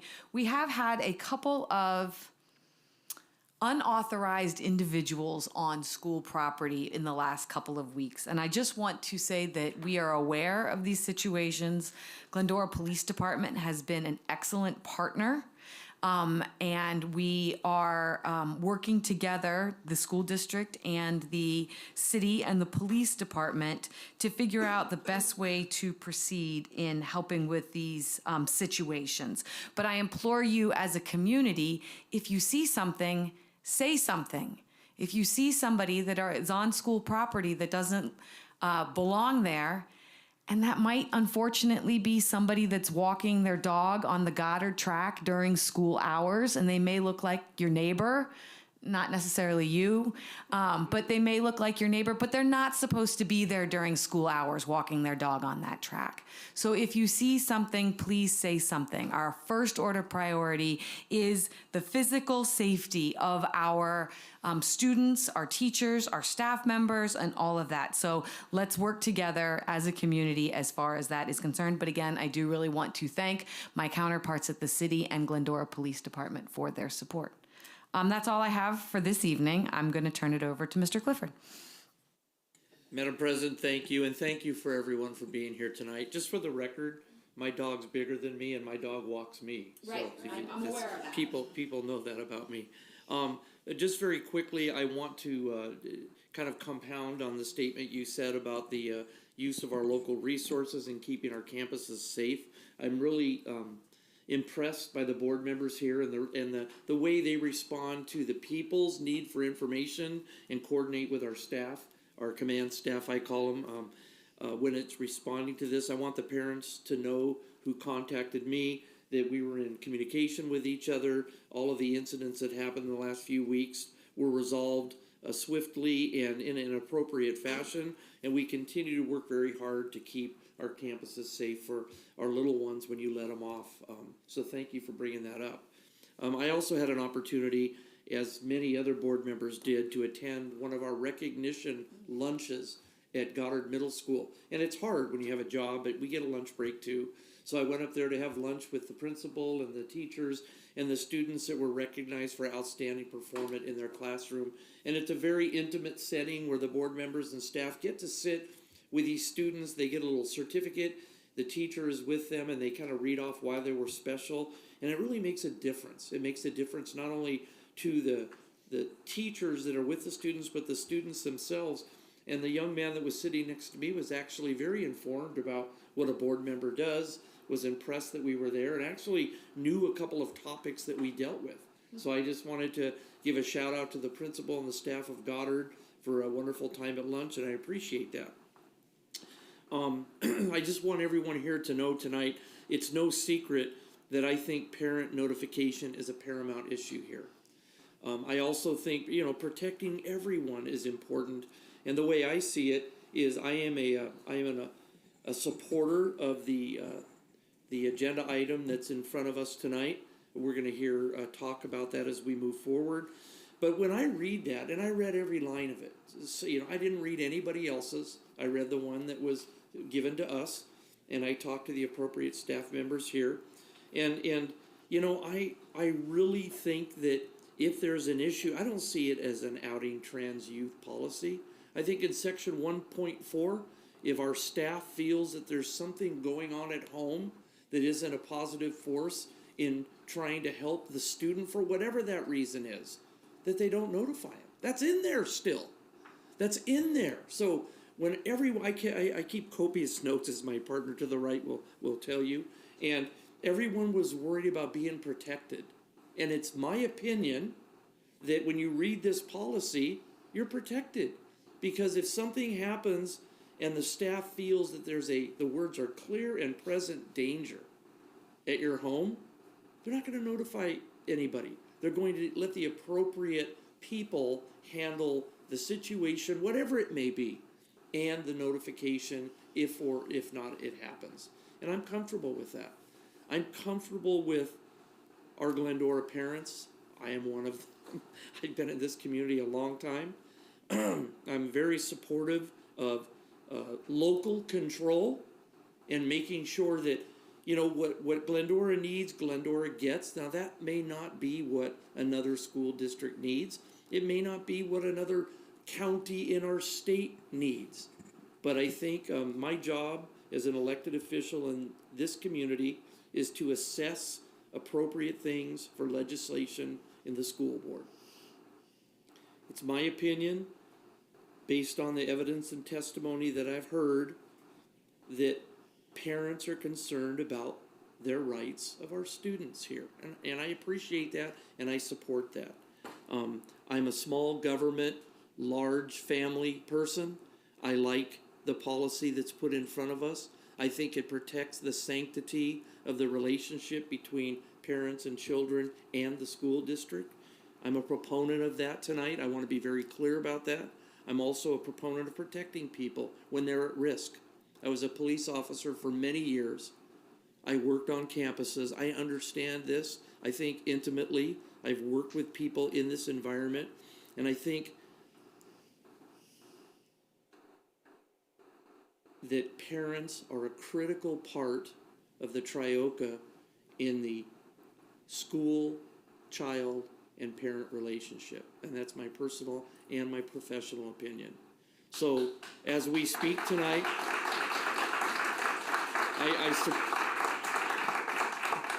I didn't have that written down. I just spoke off the cuff. But as I speak tonight, I respect the opinion of my peers. We have our own opinions, but this was on the agenda for tonight. I'm going to make a motion that we move forward with it. So I'm going to make a motion that after we hear our evidence and testimony, that we move forward with a vote on this parental rights policy. So I'll leave that to the rest of my peers. We're going to get to that in item 6.6. So it's an agendized item for 6.6. Right. To discussion action. Yeah. That's fine. I just didn't know if you were expecting something to happen now. No. That's okay. It's just clear and present communication. Okay. We will get to that on item 6.6. Thank you. Mrs. Garcia. Okay, I'll keep it short and sweet for now because I have comments about the policy when the time comes. I do want to say congratulations to Riley, Edward, Daniel. It is one of my favorite parts of the job to be able to acknowledge academics, arts, sports in this room. I think it's important to see all that is happening in Glendora schools. There's a lot going on outside of this boardroom, in the classrooms, and on sites in Scotland. I mean, so many amazing things. And so it's a great reminder when we bring them here and we acknowledge them and we give them praise for all their hard work. And so if you see these students out and about, make sure you congratulate them. I won't repeat all the amazing things we've been a part of in the last 2 weeks since the last board meeting, but yeah, I'll continue later. Thank you. Yes, our students are amazing, and it was great to see Riley being a champion of character with CIF, and as I said before, she does a lot of amazing things. And our kids, and talking about our national merits with Edward and Daniel and all the things that they do, it's not just what they do in the classroom. It's across campus what they do and where they lead, and so it's good to see that our Glendora High School students are leaders. And you know what, and that comes from the build, right? The K-12 build. When they move up through our system and they get to the high school, they're ready to go. So I'm very proud of our school system. Pipe band going to Scotland and participating is just amazing. If you ever get a chance to go to Long Beach and watch them compete in the Scotland games in Long Beach and in Costa Mesa, it's incredible to watch them compete against adults. And it's fun to watch when you go there. It's in spring. Yeah, it's in spring. So, and it's really cool to go to because then you see our graduates who have been out a few years in these adult pipe bands and these drum majors leading other areas. It's weird to see them in a different tartan, but it's not the same. But it is nice to watch our kids compete even into adulthood. Happy to see Character Strong is going well in the schools, and this month is responsibility. It's nice that they have a monthly charge, and so that's really good. I love Character Strong. And dual language immersion. It's about time. That will help us keep some of our students, I hope, in our district. So we are doing well, and we continue to thrive. I'm so excited about dual language immersion. I have been like pushing that for so long, almost since I've been on the board. Anyway, so I am really excited. Missed my grandson by a year, but that's okay. This morning I went to the professional development day, just the opening exercises, and it was so good. Phil Boyd, it was great. He divided us into groups, and I said to Dr. Prince, I really don't like this. But then I got in this really great group, and I loved it, and I learned so much about the other people I was with. It was just a really good thing, and I'm sure the depth and complexity training was just as good. But anyway, looking forward to the upcoming vote. All right. I bet you would like to say something now, Dr. DeGrazia. I do have a few words. President Ritter, members of the board, distinguished guests. This Friday, actually, October 13th, marks the end of the first quarter of the school year, if you can believe that. Time flies.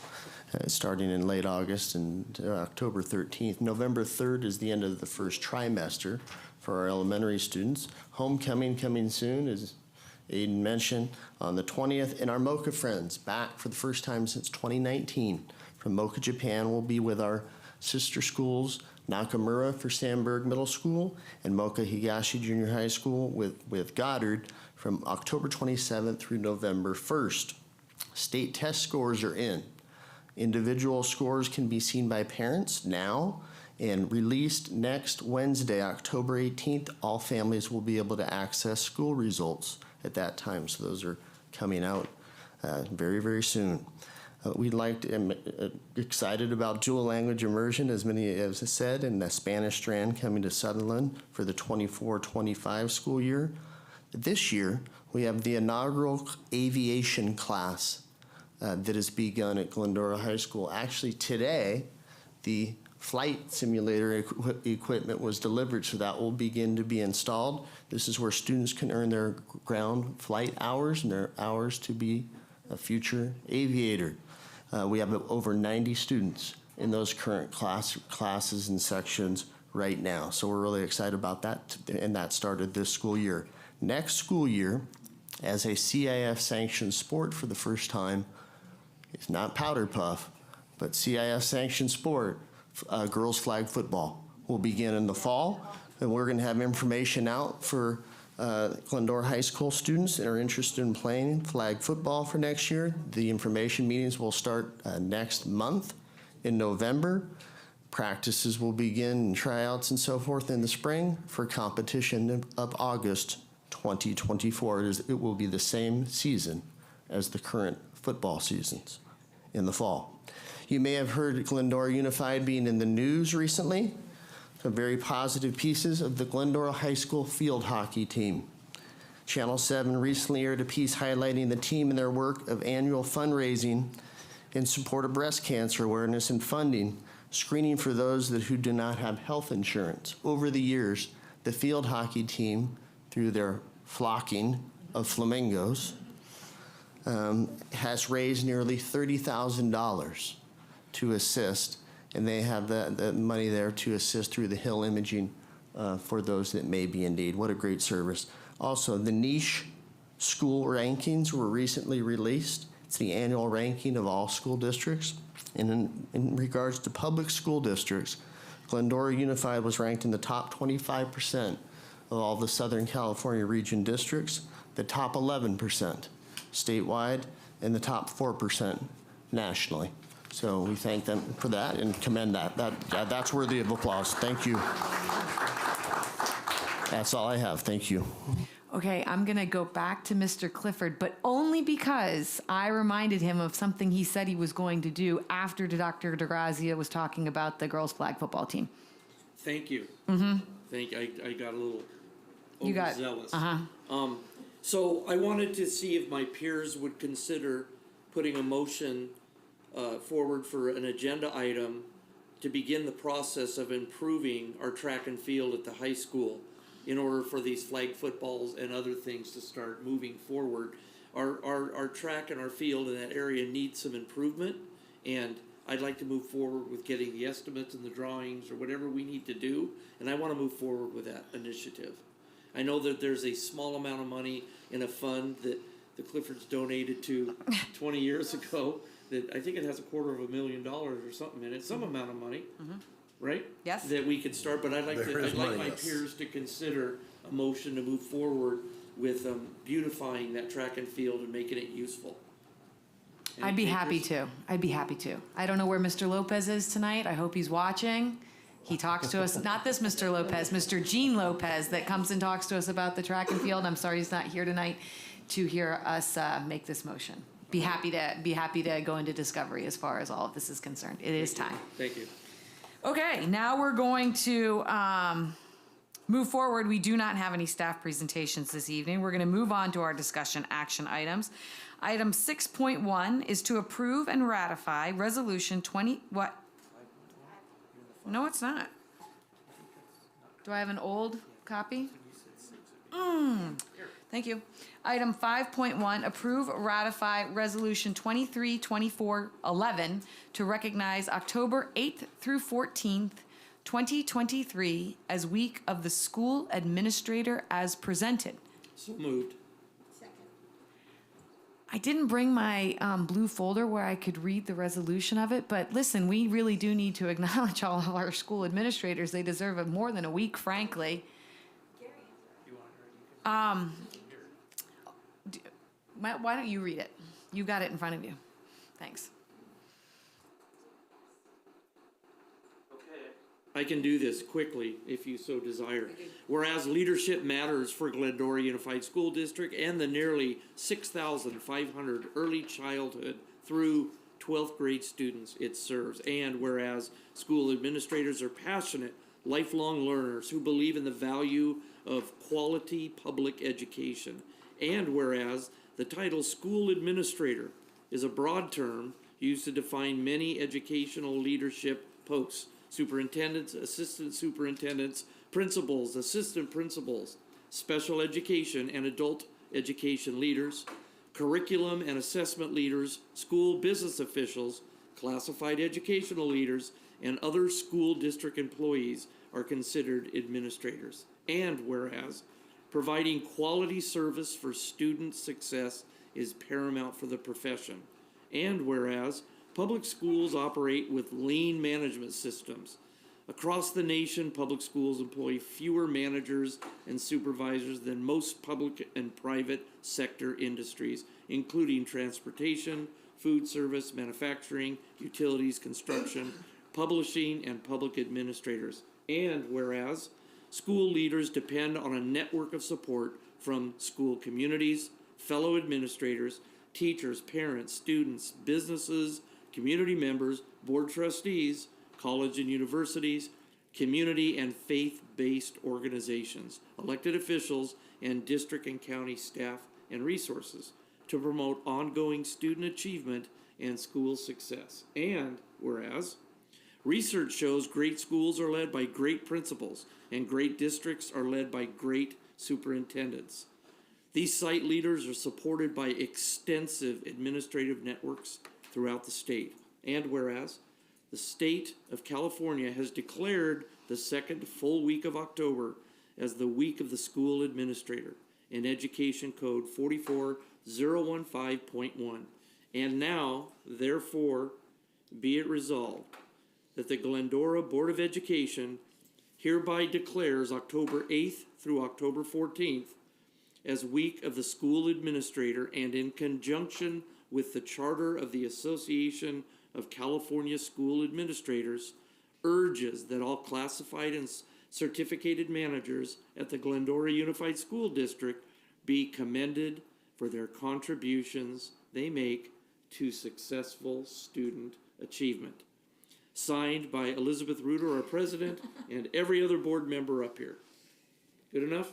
Literally the least we can do to read it out. So all those in favor? Aye. Any opposed? We will approve and ratify Resolution 232411 to recognize October 8th through 14th, 2023 as Week of the School Administrator. Item 5.2, approve, ratify Resolution 232412 to recognize October 23rd through the 31st, 2023 as Red Ribbon Week as presented. May I have a motion? So moved. Second. I'm reading it. Do it. I can read faster. Whereas the annual Red Ribbon Celebration will be observed across America during Red Ribbon Week, October 23rd to 31st, 2023. The mission of the Red Ribbon Campaign is to present a unified and visible commitment towards the creation of a drug-free America. Whereas the National Family Partnership organized the first nationwide Red Ribbon Campaign, NFP provides drug awareness by sponsoring the annual National Red Ribbon Celebration. Since its beginning in 1985, the Red Ribbon has touched the lives of millions of people around the world. In response to the murder of DE agent Enrique Camarena, angered parents and youth and communities across the country began wearing red ribbons as a symbol of their commitment to raise awareness of the killing and destruction caused by drugs in America. Whereas National Family Partnership is the sponsor of the National Red Ribbon Week celebration, they are helping citizens across the country come together to keep children, families, and communities safe, healthy, and drug-free through parent training, networking, and sponsoring the National Red Ribbon Campaign.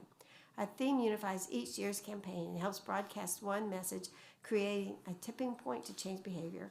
The Red Ribbon theme for 2023 is Be Kind to Your Mind, Live Drug-Free. Whereas parents, youth, government, business, law enforcement, schools, religious institutions, service organizations, social services, health services, media, and the general public will demonstrate their commitment to drug-free communities by wearing and displaying red ribbons during this week-long celebration. Now, therefore, be it resolved that the Glendora Unified School District hereby recognizes the week of October 23 to 31, 2023 as Red Ribbon Week and pledges its support to an educational environment that demonstrates a commitment to healthy alcohol and drug-free lifestyles. Be it further resolved that the Glendora Unified School District encourages all its students and employees to contribute to a drug and alcohol abuse-free society through active participation in drug prevention education programs and activities. And everybody signed it again. Thank you, Mrs. Markley. All those in favor? Aye. The motion carries to approve, ratify Resolution 232412 to recognize October 23rd through the 31st, 2023 as Red Ribbon Week as presented. Item 5.3, approve the AB 1200 Public Disclosure Agreement and direct staff to adjust the appropriate account codes and update the 2023-24 district budget. May I have a motion? So moved. Second. I know, and I don't want to, I'm excited to call on the next one, and we all know what this is about, so we're just going to move forward to the next one. Okay? All those in favor? Aye. Any opposed? Okay, motion carries. I'm going to invite Mr. Doug Rehnquist up here to this here podium for item 5.4.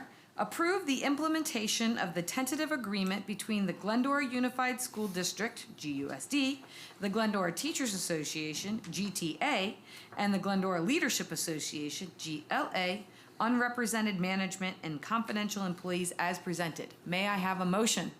I'll motion. Okay. I'll second. Okay, we'll let you figure that out, Tracy. Mr. Granquist, hold on. Could Mr. Osborne join him at the dais? You can, yes. He's going to take his own mic. We've already talked with this. Yeah, okay, see, they've got a plan. He gets to lead off first. We're great right here. We have a plan, and so, dear esteemed members of the board, Mr. Granquist, president of the Glendora Teachers Association, and I are pleased to jointly communicate the successful conclusion of our collaborative negotiation sessions. Both parties navigated these discussions with mutual respect, clear communication, and shared commitment towards reaching an agreement that is not only reflective of the dedication and hard work of our teachers, but also aligns to the district's strategic goals. Key outcomes from the agreement include a 8.5% ongoing salary increase effective July 1st, 2023, recognizing the pivotal role of our teachers. Additionally, a 2% one-time off-schedule salary payment based on the total 23-24 school year salary will be distributed later this calendar year.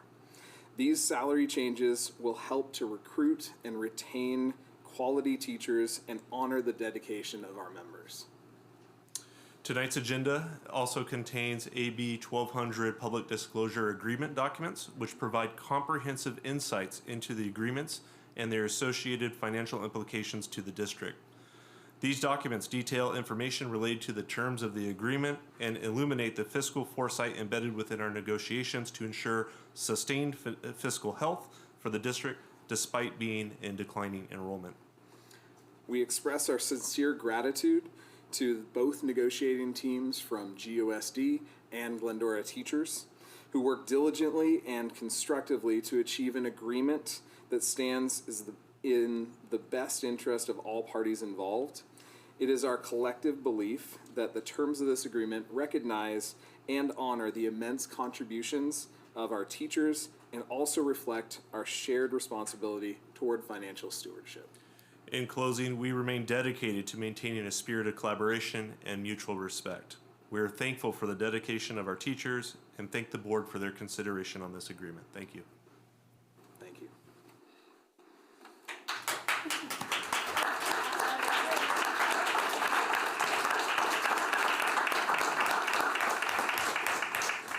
Any questions or comments from the members of the Board of Education?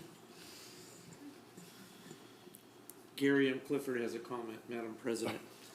First off, I'll stick around for this. First off, to all of our teachers and everyone who is involved in this, you know, I stand in front of you as someone who has said from day one that I believe not only should our teachers be the best paid teachers in the region, they should live in Glendora and raise their families in Glendora, because I believe that it's one of the best communities in Southern California.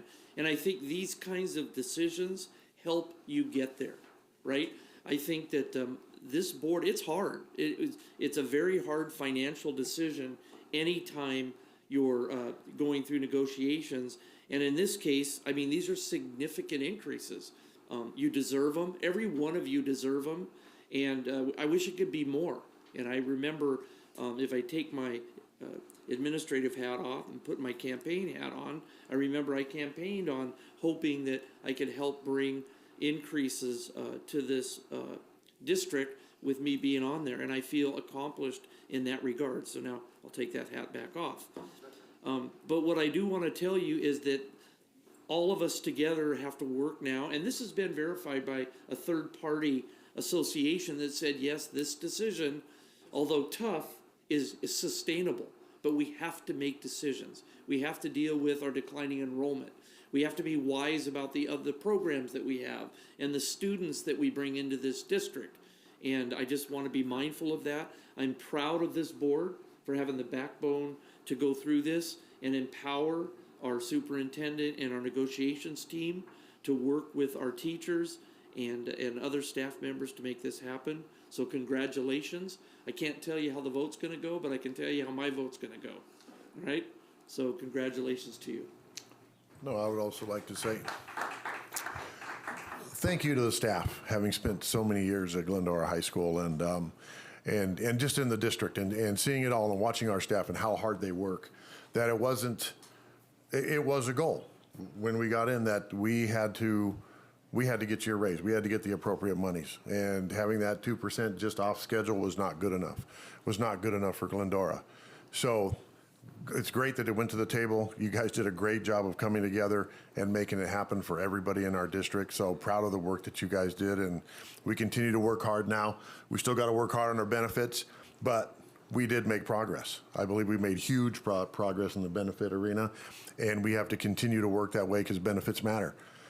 It's still not, we're not making millions of dollars as educators, but that's not why we do it, right? That's not why we do it. So benefits is the next step. So very proud of you guys. Thank you, and love what our staff does every day with our kids. I just want to say well-deserved. Thank you very much. Thank you to our negotiations teams on both sides.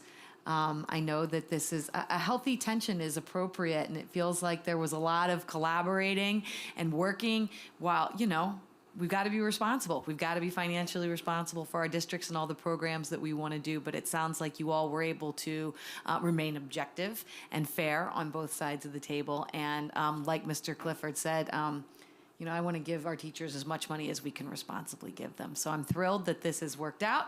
I hope that your 2% gets there in time for the holiday season. And congratulations. Thank you all very much. Okay, we got to vote. Madam All those, President, uh-huh. I'd like to have a roll call vote if we could. Sure. Mrs. Markley? Aye. Mr. Clifford? Aye. Mrs. Garcia? Aye. Mr. Lopez? Aye. I'm an aye as well. Congratulations. Thank you very much.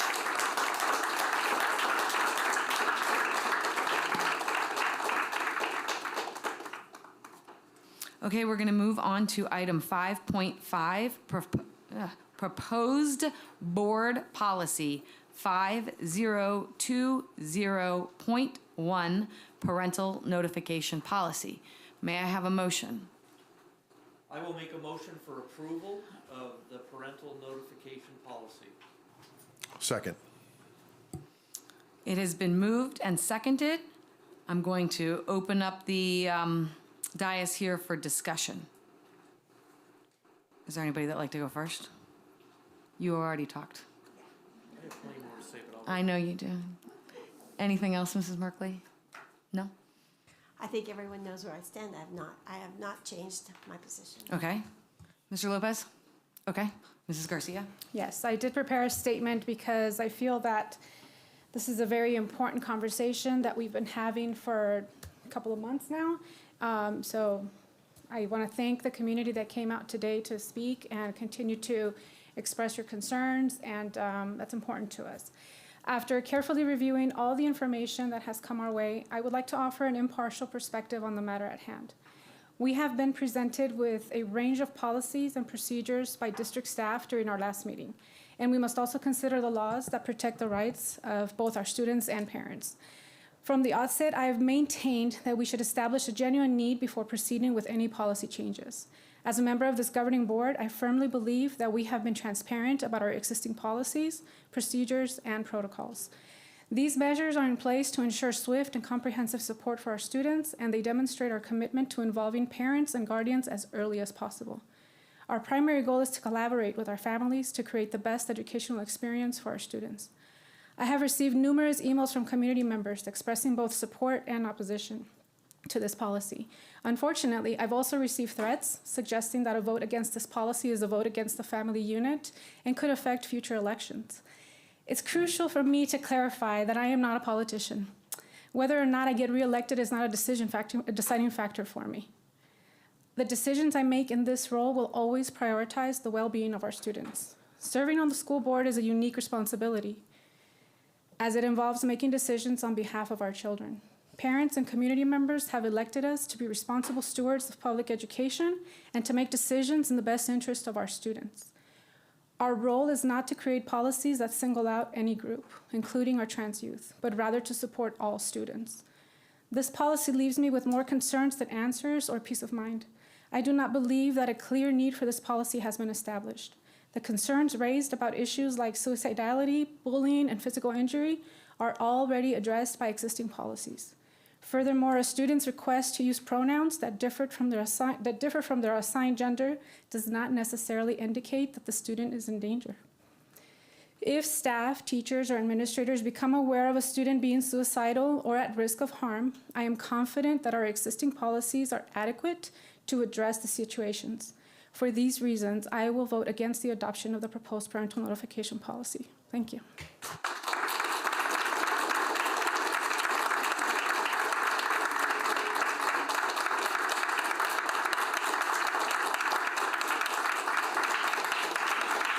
So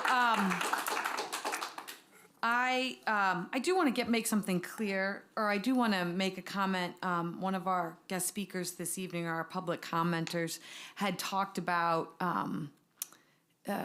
the importance of the relationship between the school district and parents. And there's been many emails that I've received that have suggested that we are trying to take something away, that there's something that exists now that we would be voting on currently that would be taking further rights away. And I just want to make clear that not adopting this policy means things that stay exactly as they were today. That everything stays exactly as it is today. That the presentation that we heard at our last board meeting, that the many conversations that I've had with student support specialists and our counselors, teachers, district office administration, site administrators, who all, without a doubt, 100% agree that having a parent involved is the objective in every situation with our students. That is, I have not had a conversation yet where somebody has said, we don't think that the parents should be involved in these things. It may take a little bit more time. It may take a little bit more effort. It may take some outside resources that we learned about at our last meeting, some additional resources that we can bring in to help a student get where they need to be, hopefully with the support, loving support of their a family member one way or the other. So we are not voting at this time to take anything away at all. I just want to make that absolutely clear. My concern with the policy as it's presented are the imposition of specific numbers of days. I don't think that I don't think that things can be handled. I don't think that things can be figured out in 2 days or 3 days. I don't believe that. And then I have some other concerns as far as some of the definitions of these words. While I do really appreciate, and I've had conversations with people that I can see that an attempt was made a sincere attempt was made to protect children who may be in homes where they could experience violence when something like this was forced upon them. I really do appreciate the attempt that was made there. Terms like a reasonable belief that informing the parent or guardian creates a clear and present danger to the pupil. Whose definition of a reasonable belief are we working off of? So there's some ambiguity as far as that's concerned with this policy. So those are my concerns with the policy. Is there anything else anybody would like to say at this time? Okay, then we'll move forward with the vote. All those in favor? We do a roll call vote now? Sure. You want me just to go down the line like I did the last time? That's fine. Okay. Or somebody else, but yeah. Okay. Either way. Okay. I'll let you go first, Mr. Clifford. Yes. Mrs. Merkley. No. Mrs. Garcia. No. Mr. Lopez. Yes. I am a no.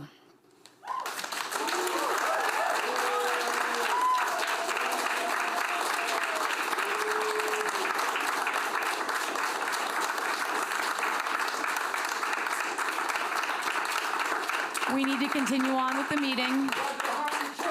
We're going to continue on with the meeting. Item number 6, consent items.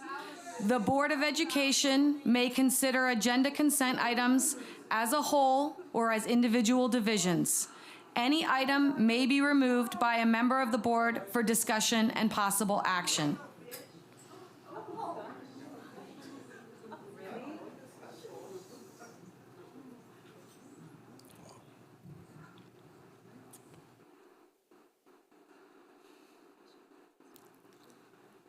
Just waiting for the door to close.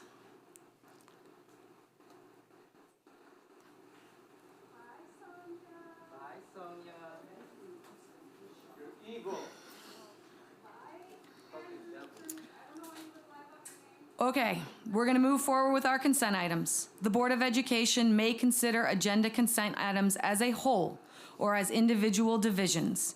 Any item may be removed by a member of the board for discussion and possible action. Is there any item that any member of the board would like to pull for discussion? I move that we approve all of the agenda consent items. I'll second that. All those in favor? Aye. Aye. Any opposed? The consent items have been approved as agendized. We now move to the adjournment for this evening. May I have a motion for the adjournment? We are going to adjourn the meeting this evening in memory of Dr. Dolores D. Kelly. And I have asked Mr. Lopez if he would please say a few words on her behalf. Yes, of course. Dr. Kelly was an icon in Glendora for over 40 years. Somebody who was our multimedia specialist, one of our the lead negotiator for many years for GTA, and just a hard-nosed, tough lady, but always very, very fair. She did a lot of mentoring with staff in our district. And, both from the side of she really supported all of our district employees, all of our union employees, but she would also tell them if they needed to straighten up a little bit also. And so she was always a big supporter of mine. I am grateful for her because she sent me on my path as an administrator way back in 1998. And so, and supported me every bit of the way. So we should be grateful for Dr. Kelly and the things and the changes and the way that she moved the Glendora Unified School District. She always had students and staff in her heart, and it's sad to have her pass away. Thank you, Mr. Lopez. Dr. DeGrazia, did you want to add Thank you. anything? Just a little further, and it's very appropriate that we remember her tonight. 1977, she wrote the first bargaining unit contract for the school between the school district and the Glendora Teachers Association. There would be no tentative agreement without Dr. Kelly. She began her career with the district in 1958 as a PE teacher, an English teacher, and a 3-period librarian. She built the Glendora High School Library from the ground up. She was active to obtain grants. She studied labor law at the University of London and received her PhD from Claremont Graduate University. She was highly accomplished. She founded the National Honor Society at Glendora High School and was very active with the Senior Awards Program for 21 years and served, as Mr. Lopez said, for 26 years as the Executive Director of GTA. There will be a service in her memory on Saturday, October 28th at 1 p.m., Claremont Presbyterian Church on Mountain Avenue in Claremont. Wow. That's really something. Thank you both sincerely for trying to capture the unbelievable legacy that is Dr. D. Kelly. Our sincere condolences to her family, loved ones, and the entire school community who are benefiting from much of her very hard work.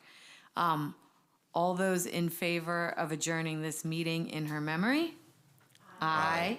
Any opposed? We are adjourned at 9:18 p.m.